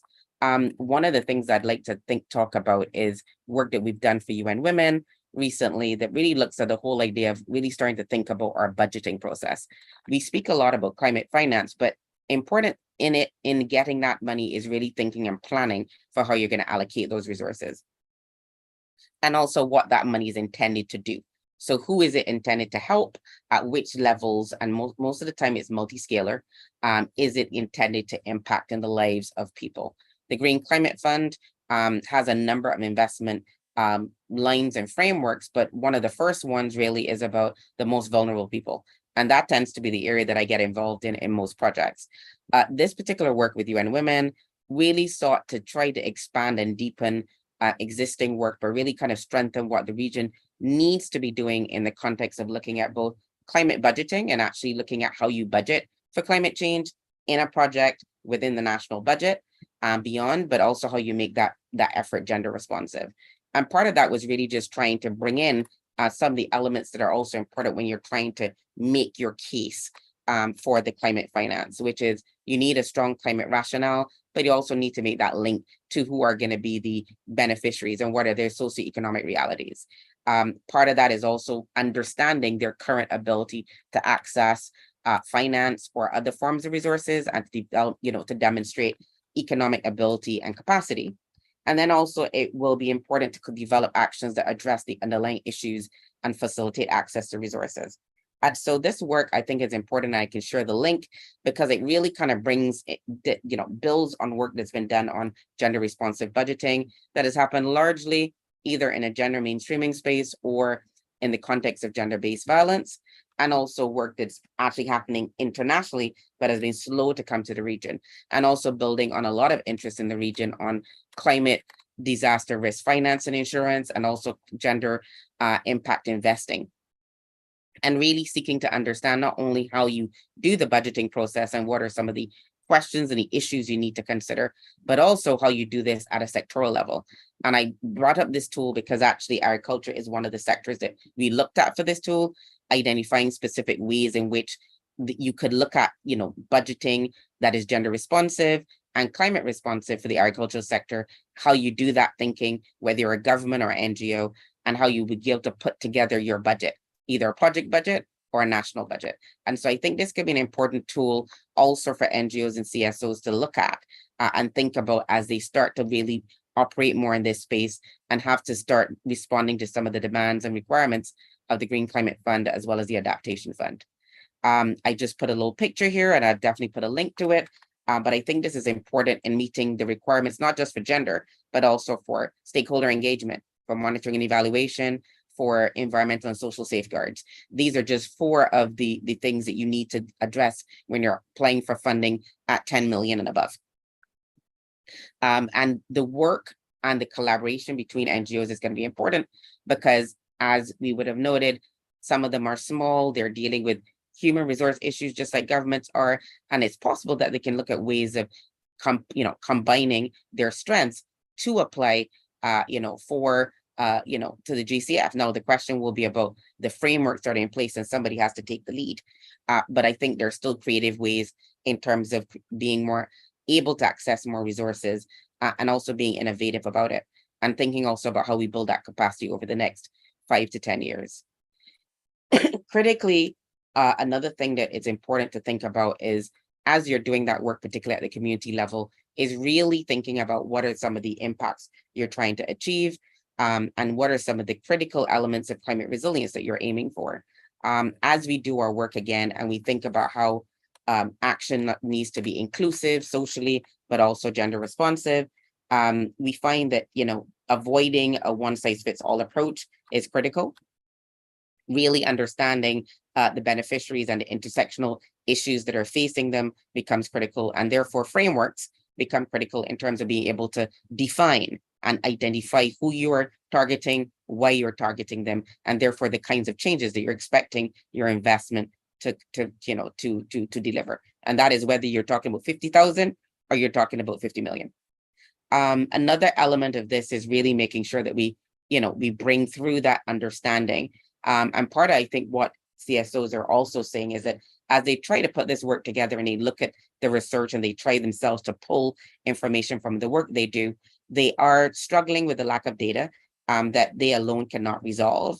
But they're also trying to find ways to really bring those human stories to life. And part of that even is thinking about things like language and how even in our region of the Caribbean, the things like gender, social safeguards, climate change may not always be as easily translated as they would like to think in the multiple languages that we have. And I'm thinking here of our indigenous and tribal peoples in the region. And they become a very critical component also of the work when you're thinking about a Guyana, a Suriname, Belize, Jamaica, Trinidad and Tobago, St. Vincent and Dominica, and really making sure that we're not just looking at how we can take their knowledge and use it, but how we really enhance and strengthen their capacity also to respond to climate change and to be able to access finance, even within a national context, is also an issue. And this is a key role, I think, also for CSOs and NGOs to be able to be in that space and to ensure that they're not left behind and that they're really receiving tangible benefits that reflect their needs, which are different from the rest of the population. In the context of all of this, I think one of the things we've learned over time is that, stakeholder engagement cannot be emphasized enough. Often we're having this conversation talking about government, but it comes from both angles. And really, again, this is a key strength that I think CSOs and NGOs tend to have because this is their daily bread. This is the kind of work that they do. They bring people together, they try to understand, they try to represent and put forward that representation into a space where that will be accessible in term and translated into policy, legislation, financing opportunities, and national budgets. And so I think this is an issue and it's an area that most of the international funds pay a lot of attention to. And this gives NGOs and CSOs a leg up, in my opinion. But this is an issue that we need to continue to work on. Really thinking about not just doing the ticking the box exercise, but also really making sure that those stakeholder engagements really bring out key information and data that's going to be important for understanding the level of finance needed, the type of finance needed, when it's needed, instruments, etc. And I say this because I'm doing work with a couple of agencies right now, and part of the conversation we're having is about the type of financing and insurance instruments that are going to be key for some of our key vulnerable communities and target groups like farmers and fishers. And so stakeholder engagement becomes really important if you really want to understand issues of access to resources, social and economic needs, and particularly the different impacts that persons are facing and experiencing through different types of events, slow onset events as well as extreme events. Often our attention is caught with extreme events because they're big, they make a big bang. But the fact is that slow onset events like heat stroke and other factors and drought, etc., are equally damaging and also causing no end of challenges for farmers and fishers and other groups. And so we want to be able to really try to find ways of capturing that to be able to then access the finance that is suitable for responding to those types of issues. And that is an important distinction that I think we need to continue to make and to make very strongly in terms of when we're looking at the funds, and also we're pitching to them in terms of why, how, and how much, particularly given our small size. Last but not least, in terms of recent work that we've been doing, particularly in the area of renewable energy, we realize that marginalized groups, are often left with the design and developmental stages. And again, this is a critical opportunity for CSOs. I know that at least one, there's one USAID project that's looking very specifically at policy as well as regulatory reform for both climate change adaptation as well as disaster risk reduction. But they also have a very specific component that's looking at civil society and the role of civil society. I think that's an opportunity to engage with the PROS project for CSOs They may not be able to support everyone, but I certainly think that coming out of that project will be some useful elements and capacity building opportunities, but also learning and knowledge sharing opportunities that CSOs can use to build on and to expand upon as they engage with other activities. Equally, we realize that the lack of specialized protections presents a problem in terms of also mobilizing finance to the level and scale needed to really respond and to really put in place long-term strategies for building resilience, as well as for mitigating the impact of climate change.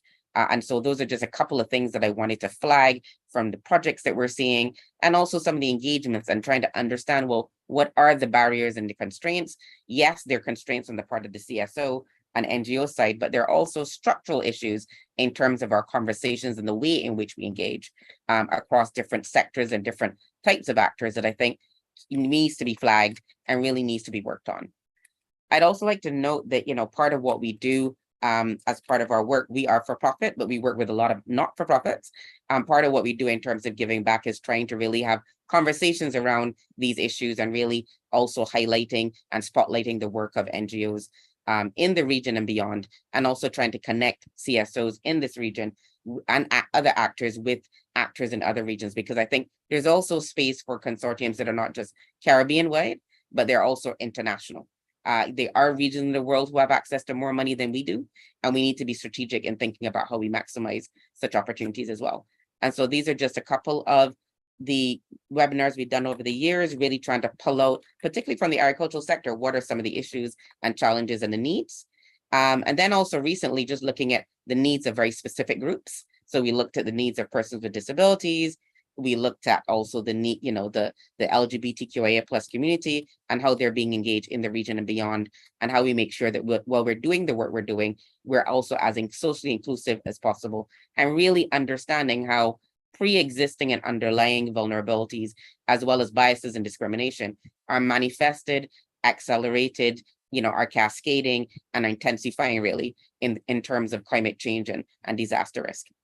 I'll stop there and highlight a couple of links to some of the work we're doing, but happy to continue the conversation and think about ways in which we can continue to support the sector in playing its rightful role, I think, in terms of climate change finance and response.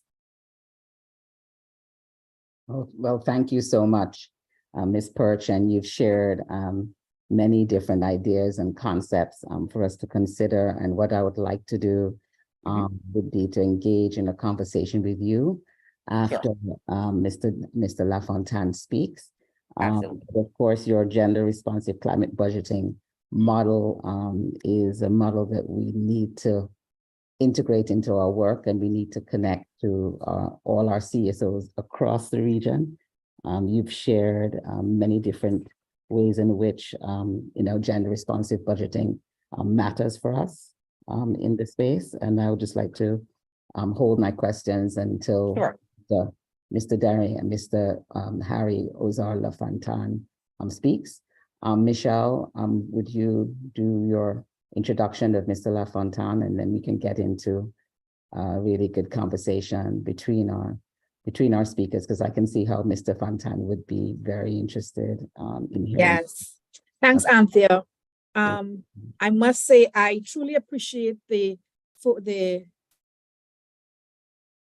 conversation where you spoke about education and agriculture, because I know that is an area that Harry and I both work in. My name is Dr. Michelle Singh. I am the director for the Center for Agricultural Research and Innovation at UWI Cave Hill. Many of you would have known it as CFSE prior. It's now been renamed, and we definitely work in the same space, albeit primarily as implementers of climate smart projects in the agriculture space. Harry is a personal friend of mine. We've worked together for a number of years. He is a research agronomist specializing in tropical agriculture cropping systems, with a particular focus on multi-species systems, including combining cropping, agroforestry, and mixed cropping and livestock systems. He's extremely passionate about the research innovation interface, and he has coordinated numerous interdisciplinary projects and training courses focused on the agroecological transition. In recent years, he's taken a keen interest in small-scale and biodiverse farming, which is the most widespread in the French overseas territories and the Caribbean, but also the most marginalized and vulnerable. Today, he's one of the leading specialists on issues of food sovereignty and resilience of Caribbean territories to climate change. Without much further ado, I will like Harry to take the stage and bring his remarks, particularly highlighting his NGO, CambioNet, which is a Caribbean Amazonian research group. Harry? Yes, thank you so much, Dr. Singh. Thank you for your support. And I want also to thank all the organizers of this wonderful meeting. So I will share my screen, just a minute.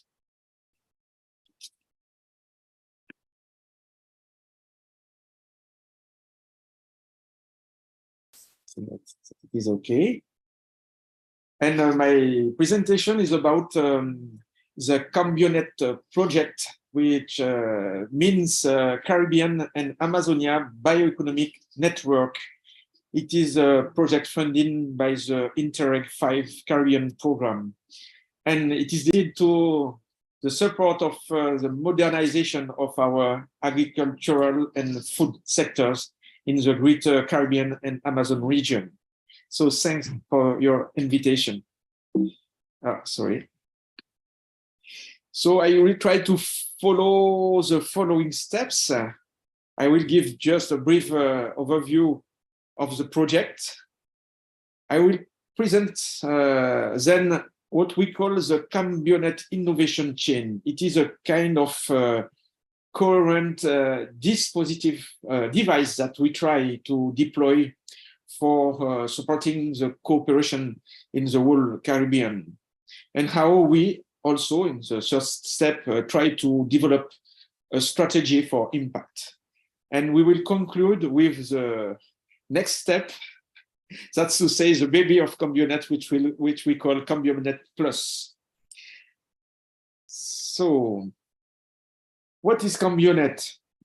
So I said that it is a Caribbean and Amazonian bioeconomic network. Bioeconomic is a very, very powerful concept that I will develop soon, but it is very important for us because by bioeconomy, we underpin different issues like food sovereignty, climate change, adaptation to climate change, agroecological transition, bioeconomic transition, and also social and economic issues for the agricultural sector of the Caribbean.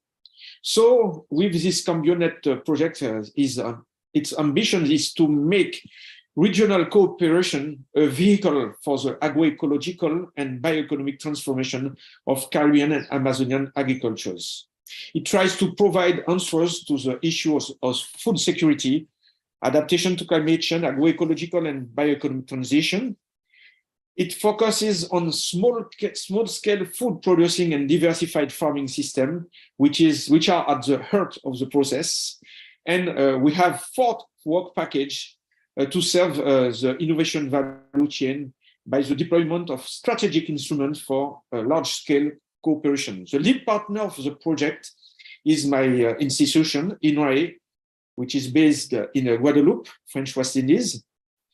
We bring together 10 countries, and it is geopolitical positioning because these countries include the greater islands like Cuba, Haiti, and Dominican Republic, the lesser islands with the islands of the OSCE region and the French West Indies, Trinidad and Tobago, but also the mainland component with French Guiana and Suriname. So in this project, we develop a partnership with 2 NGOs, Hayford International, and particularly with his Haitian component, and also ACARI, which is Agricultural Alliance of the Caribbean. We also have a strong partnership with the Caribbean Food Crop Society. So, as we know, in this whole region, we share common transition challenges. I pointed out the agroecological and food transition, how to recover our food sovereignty, the climate adaptation transition, and also bioeconomic and social. And to do so, to tackle this issue, we need to do so on sufficiently large scales to try to have an impact. So we choose this zone, as we call it, the Greater Caribbean and Amazon, as a geostrategic base. A short look on what we call our DNA. So our DNA is based on 4 main principles. The first one is what we call, it is a French acronym, APEBA, which means bioeconomic and agroecological small-scale agriculture. It is one of our foundations because these small farms are diversified, okay? They are the more represented in the Caribbean, more than 80%, but also the more marginalized, but they collect the main ingredients to answer all the issues I evocated. So food sovereignty, agroecological transitions, because we need biodiversity, agrobiodiversity to answer this issue.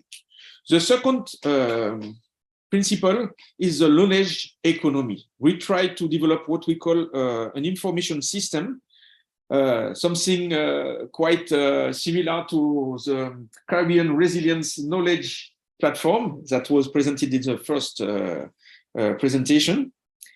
And the third principle is to support what we call participatory science by developing what we call the open innovation with living labs, and the promotion of startups. And the fourth one is how we can integrate the agroecological transition into a connected bioeconomic approach. Okay, by bioeconomy, I can say that the bioeconomic concept includes what we call the production with agroecological practices, the agro-processing, how to make more, to agro-process more, and how to create circular economies with the valorization of our bioresources. So I represent the Cambionet innovation chain. It is a way we try to develop devices in the whole Caribbean Amazonia region and to try to support this cooperation around agriculture and food development. So at the heart of this device, we have what we call the information system, but the information system is linked with all the other systems, with the innovation system that supports the living lab platforms. So we have living labs in each region, in Cuba, Haiti, Dominican Republic, in Dominica, Martinique, Guadeloupe, French Guiana, and Suriname. Each living lab, all the living labs are building on the same principles, the same values, but each living lab has its specific orientation. In Dominica, we have a living lab which is dedicated to climate smart agriculture.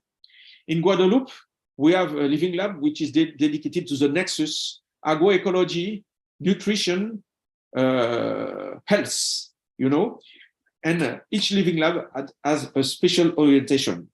We have startup, we had a selection of 5 startups, which from French Guiana to Dominican Republic, and there are different topics that are linked with the bioeconomic issues.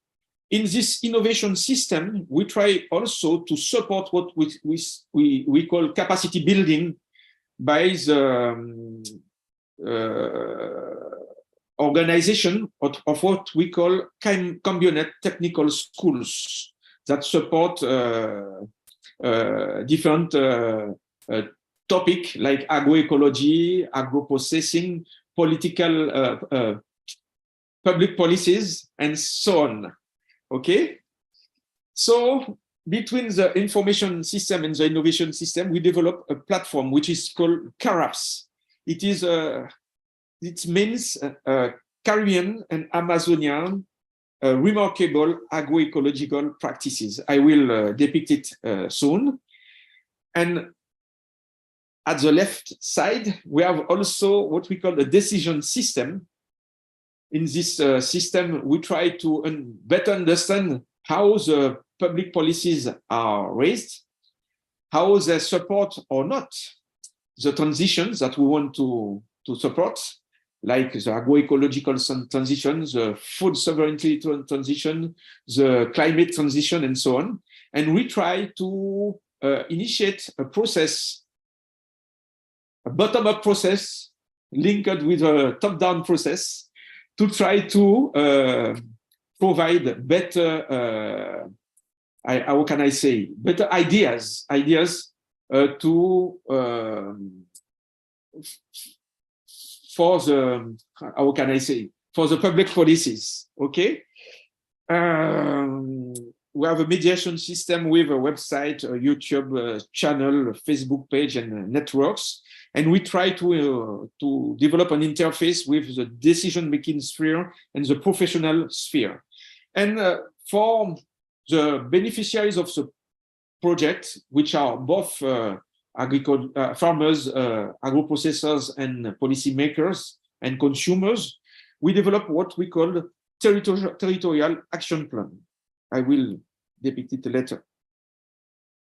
So here is a representation of how we manage for the deployment of our different instruments within the whole region. So with living labs, startups, the digital library, the networks, the observatory, and the regional governance.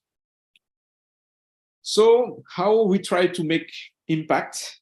So for the information system, which it is a basic information system, which tries to collect information and store it with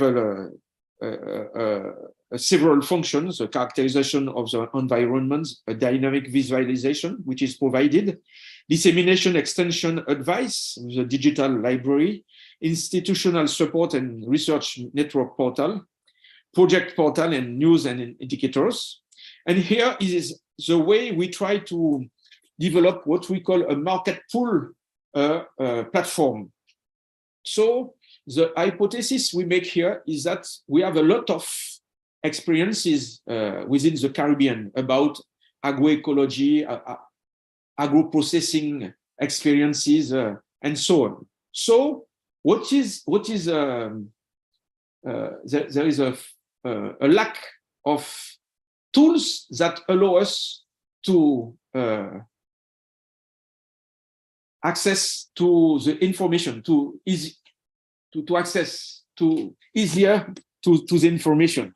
So we imagine a kind of chain where farmers and consumers or agro-processors, they can do their shopping, they can use this application, computer application, to have information about remarkable agroecological or agro-processing practices. They can use this platform to know better how people develop agroecological systems like agroforestry system, aquaponics, and so on. They can go on, they can access to information about very, very inspiring experiences, people that develop quite original systems. And after that, they can consolidate within the combined technical schools and also test and validate within the Living Lab spaces. The innovation system tries to develop or strengthen the small-scale agriculture by innovation assistance in our region. So the main originality of this innovation system was to initiate what we call a living lab network at the scale of the whole Caribbean Amazonian scale for the development of bioeconomic and agroecological system. The concept of living lab is based on the following things. We put the main beneficiaries like farmers, agro-processors, and consumers at the heart of the process of the development of the innovations. So we have partnerships with academics, farmers, civil society, private sector, and institution. And as I was saying, we developed the community technical schools to strengthen the capacity building and also startups, innovative ideas. The decision system. One of the main issues that we had to tackle was the definition of what we call small farming system. We have a very, very important set of definitions, and we try to converge through the APEBA concept. So small agroecological and bioeconomic farms. So it is important that we have a defined target to apply our policy decisions. So it was a great work that was conducted to target this issue of small farm. And the concept was the APEBA. After that, we had great actions on the field with to try to facilitate the hybridization of knowledge and innovation in living labs with policymakers. And the issue of that is to develop proper advice to policymakers for the adaptation of policies. And inside this, we try to define the prefiguration of an observatory of bioeconomy and Caribbean and Amazonian agricultures. The next step will be the Community Plus, because we think that we took a lot of energy and time to develop all of these instruments. It cost a lot.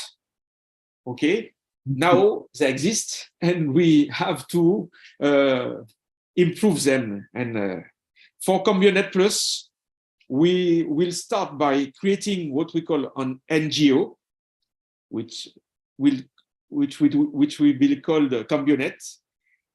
Its core values will be on bioeconomy, symbiotic economy, bioinspiration, using the logic of life for the preservation enhancement of agroecosystem.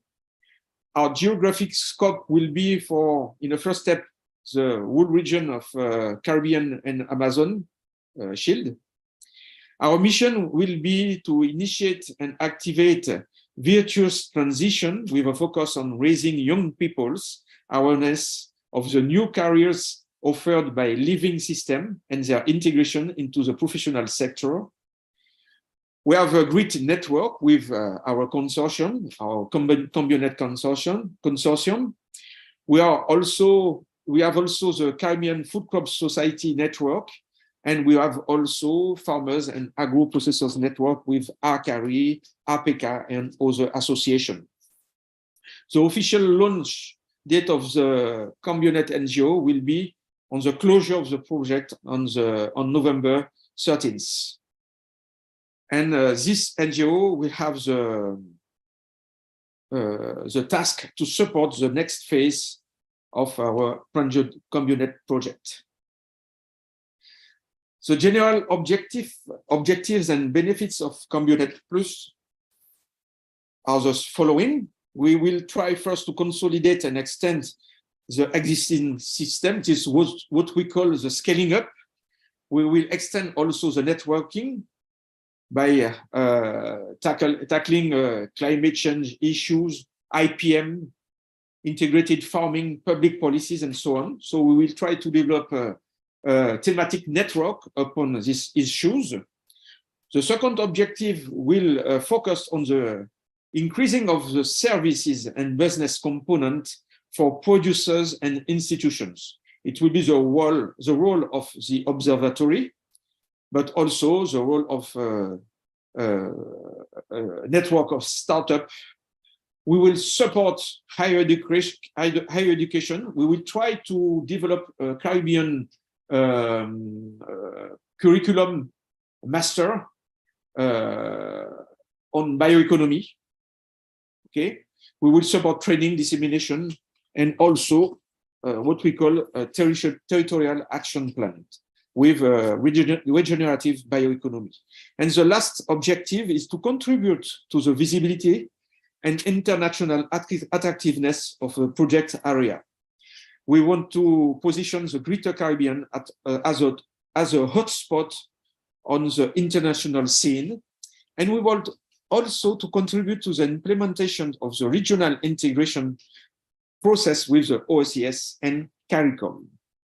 So that's all, and I want to thank you for attention. I want to mention that in that project, we have a quite good balance between genders, women and men, but women are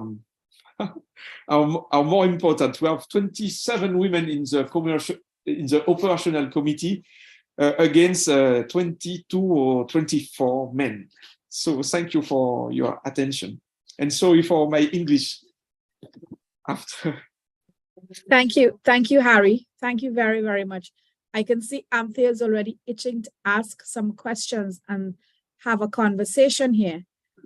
Do we have any questions for Dr. Harry before we go into a group discussion? No? I think it's a group discussion, and to say congratulations on this excellent initiative, Cambio initiative. You are an innovator in many respects.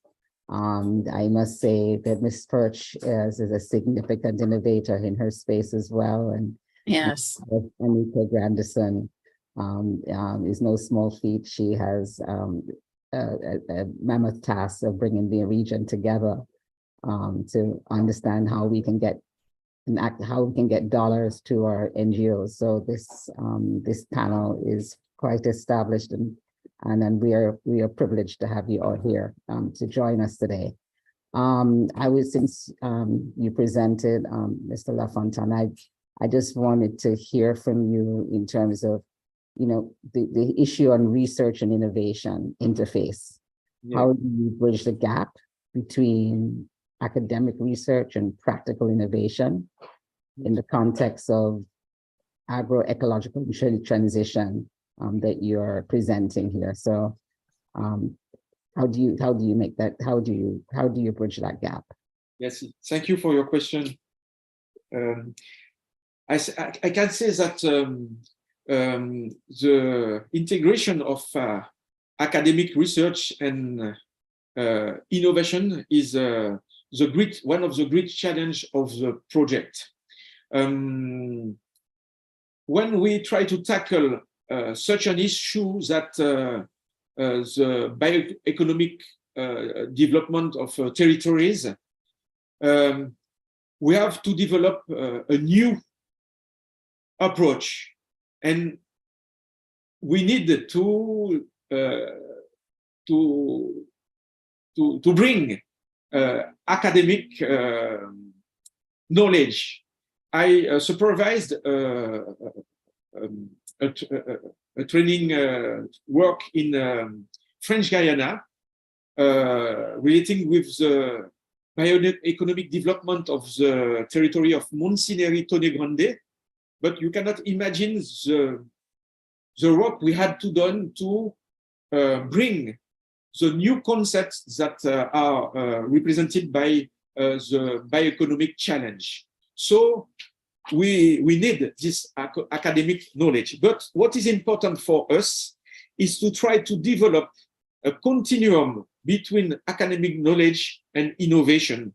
Academic knowledge, research, training, and innovation and development. It is our challenge. So in our consortium, we have 3 groups of expertises. The first one is traduced by the mobilization of partners from the universities. So we have UWI, which is one of our partners, the University of Anton de Kom in Suriname. We have research institutions like INRAE in Guadeloupe, INCA in Cuba, IDIAF in the Dominican Republic. The second category of partners is what we call research and development partners, like CARDI in the Caribbean, GDI in French Guiana, which is Guyane Development Innovation, agricultural chambers in Martinique and Guadeloupe, Fredon, which is an institution that works upon IPM, Integrated Pest Management. And the third component is the organization of farmers and the technical component with advisors and what make extension, the one in charge of extension. And within this consortium, we manage with human and social science, like with innovation science, like with mathematical modeling, ecological, agronomical, agricultural science, and so on. I don't know if I answer well, but it is what we try to do. I could probably help a little bit there. When he spoke about the group of people that come together, we have the scientists, they have the technical staff, but then there is an area that's called knowledge translation, where we take the technical information and package it into a package that the farmers are able to understand, so it's easier for them to implement on their particular farms. Yeah, so thank you so much for that. And then my second question to Mr. LaFontaine is the CambioNet service platform that you shared. And you talked about it in terms of making it accessible to farmers. Can you share with us the usability is it up and running and yes, farmers are using it? It is under work. It will be delivered at the end of November, but we make different tests and so on. Okay, so it is evaluated, but the application will be delivered at the end of November for the closure. And it will be a pleasure to invite you to participate to the closure. I don't know if we will have the fun to invite you, but there will be a possibility to assist virtually. So we'd definitely like to be there to see this in action. So thank you so much for the invitation. To Ms. Perch, you shared with us the gender responsive climate budgeting model. You've heard Mr. Lanfan talk. How do you see the integration in his space? Because you did talk about the nexus between agriculture, water, and NGOs benefiting from this model. Can you talk a little bit about how do you see the gender responsive climate budgeting applying? Yes. Applied?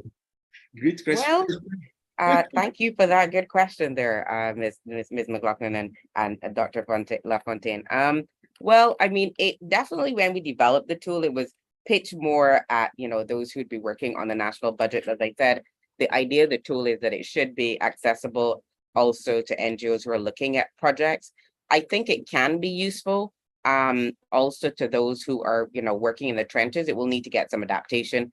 As I think Dr. Singh was saying, translation will probably be important there to kind of just bring it down a little bit. But the principles of asking questions about what you're doing, why you're doing it, for what purpose, etc., I think are basic enough.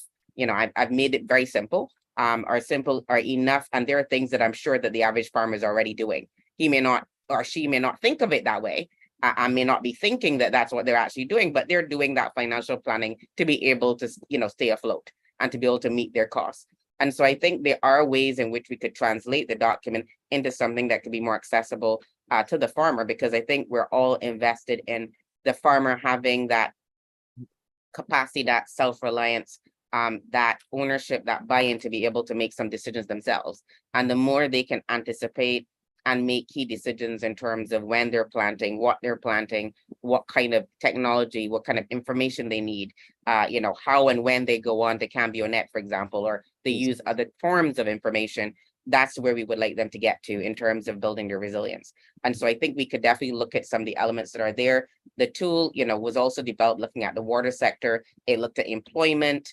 It looked at ecosystems as well. So it does capture some of the elements that also a farmer or a person in agriculture would be looking at in terms of their decision-making in the context of climate resilience. And what I also heard Dr. Lafontaine mention in terms of the kinds of issues he's bringing together are definitely some of those that we tried. I will tell you, this was a labor of love in many ways, trying to sit down and figure out how to do this tool in a way that would capture gender and finance and also some of the human and social issues.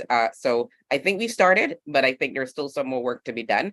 And I'm one that believes that tools improve with people using them, critiquing them, and providing feedback. So I'm hoping that we can do that work and get that feedback from all sorts and all actors that would help to improve, hopefully, a version 2 and a version 3 of the tool. Yes, I will try to answer in different ways. The first question is about the languages. And I have to say that we pay special attention to translation. Each time we meet somewhere, whether in Suriname, Cuba, or or Dominica, and so on, we have an assistance for the translation systematically. That is the first thing. Second thing is that with the information system, we decided to have a systematic translation of all the documents. Okay. Those yes, it is very important for us, and if we want to make more cooperation in the Caribbean, we have to develop this attitude. I think so. Agreed. Yes. On the other side, about NGO, genders, and so on, as I said, I underline that for CambioNet Plus, we will pay also special attention to services and business. It is very important for us. So in this prospect, we will have to link more with NGOs, with associations that represent civil society, and so on. And we will try also to manage for a good balance between men and women and men. It is very important for us, and to have this kind of evolution. And it was an opportunity for me to attend this meeting, because you put emphasis on this topic, on this issue, and it is a main concern, and we have to deal with that with more efficiency. Great. Well, I'm very happy to hear that. I mean, I would also just make a plug for it that when we're talking about gender, we also wanted to go beyond the men and women. We want to encourage, representation from persons with disabilities, the elderly, young people, also, indigenous groups, or persons who are working in the sphere or field of local knowledge and traditional knowledge, because those are also really critical kind of information inputs that I think would, are long-term are going to be very helpful for the kind of work that we're all doing. But great, thank you so much for sharing that. And looking forward to hearing more about what you're doing and CambioNet and CambioNet Plus. Fantastic to hear about the translation. I'm also hoping that maybe that's one of the places that AI can help us, that kind of automatic translation. If we can get it refined, my French is not where it used to be, but I still read it pretty well. But Portuguese is my better language at this stage. But Google Translate has become much better than it used to be. So I'm hopeful that AI will take it another notch. And as you said, we can have quicker translations of documents, because the fact is that the reason we don't have it more normally, it's a very expensive undertaking if you have to get somebody to do it. And so really, if we could automate that part and have more access to documents and information and knowledge from across the wider region, I think that will be to the betterment of everyone. I have done some work in Martinique and Guadeloupe, but we don't have enough. I mean, there's a lot of stuff going on, but I think you could still have more. And so looking forward to seeing how we can continue to improve. You will be welcome. Thank you so much.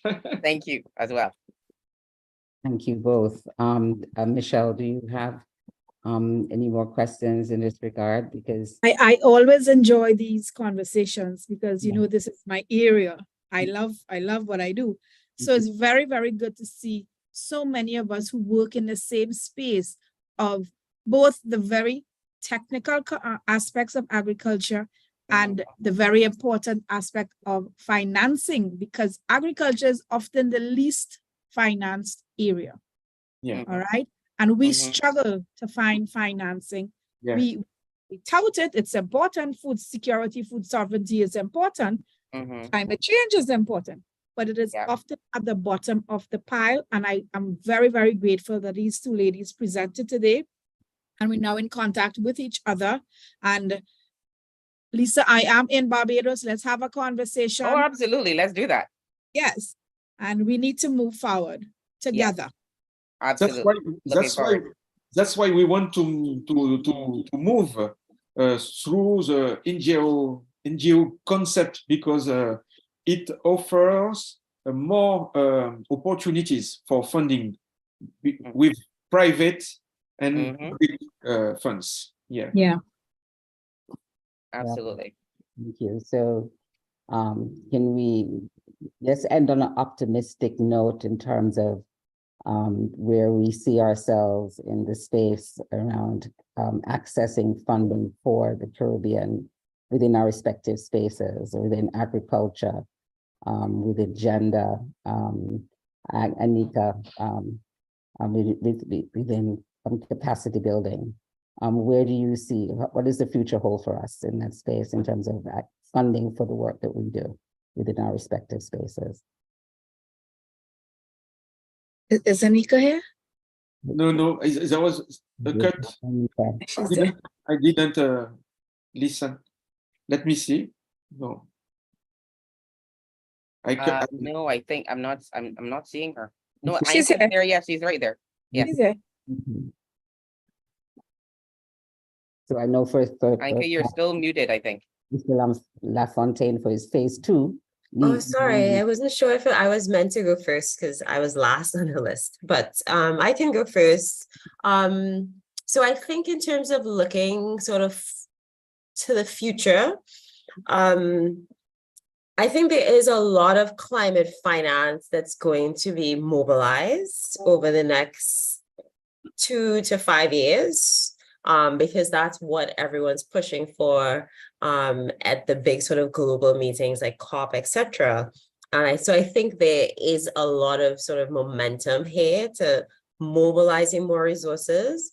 But I think for me, the issue is going to be how those funds are designed and the types of delivery mechanisms they put in place, and whether they're actually tailored to meet the needs of small island developing states, and in particular, the needs of those on the front lines, thinking about small scale farmers, fishers, rural women producers, etc. And so, I mean, I think that's where the question mark lies, is have we learned the lesson of the last maybe 10 years or so in terms of the financing we provided, and the fact that we haven't seen it go to the local level, go to those on the ground, and we haven't seen it make the impact that we'd like to see. And so while I think the amounts are going to increase, It's whether the quality of the finance and how it's delivered is actually going to meet the needs. And so that's where I think a lot of advocacy kind of is needed, a lot of research, a lot of kind of examples of good successes, models that we can use will be very helpful in shaping that landscape. So and I was just going to push you to say, please give me some strategies in terms of how do we get to that place where we can influence how the delivery mechanisms are created and how funds are designed. But then you answered it by saying that we need to do more research and more models so that we can present this to those spaces. Dr. Harry Lafontaine, your response in terms of the future? Can you? I have some difficulties to listen to hear you. Can you repeat the question, please? Future in terms of accessing resources, funding resources to support your phase 2. Yeah. We have some. You raised a lot of money for phase 1, and now you need to go to phase 2. Okay. So we have different possibilities. In Guadeloupe, which is the leader of Caribbean Interreg, they support us for this second step. Okay, so our first objective is to submit the project for the Interreg 6 Caribbean program. It is our first choice, but we will have other opportunities with the NGO that INRAE doesn't have. With the NGO, we will be able to ask funds to foundations, okay? There is one which has been created in France recently, in past July, which is called the Foundations for Symbiotic Civilization and Economy. We will be able also to try to catch funds from what we call Horizon Europe. Europe Horizon. Okay, these are funds from the European Commission, and there are a part of these funds there is a part of these funds that is dedicated to what we call the outermost region, and we will have a meeting on November, and I have to ask if we can extend this fund for the funding of regional program like in the Caribbean with extra community partners. It will be one of my questions in this meeting.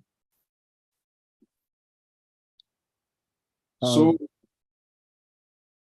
I think that UNDP is also could be one of our partners, and we will have also the support of the French Development Agency, EFD.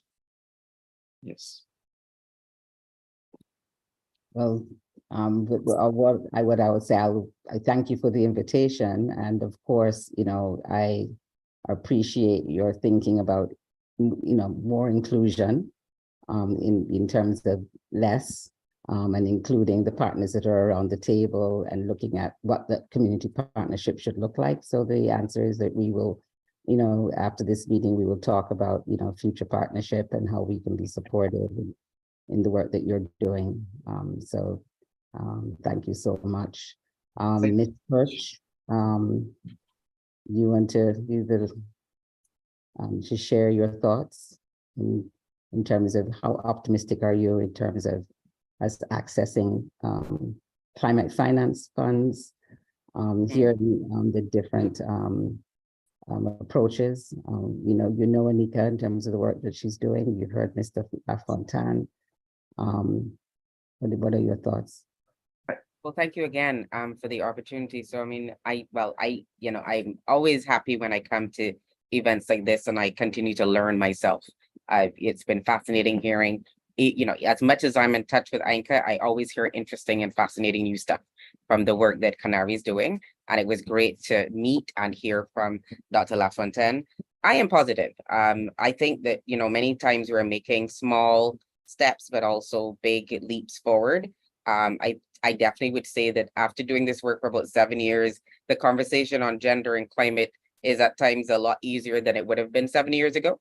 And the need to kind of integrate it into our thinking and to think about even how we do it in our planning or in our financing or budgeting, it has definitely opened up a space and there is interest there. I am quite positive about the role I think that our NGOs and CSOs can play. I think that there are some structural challenges that they have, but they have also proved to be quite resilient. And as someone reminded me, despite the challenges that CSOs have, often when we have a disaster or an event, they are often in a much better position many ways than government in terms of being able to act very quickly and to be able to start doing things and getting things to people and also getting information to government in terms of what the needs are.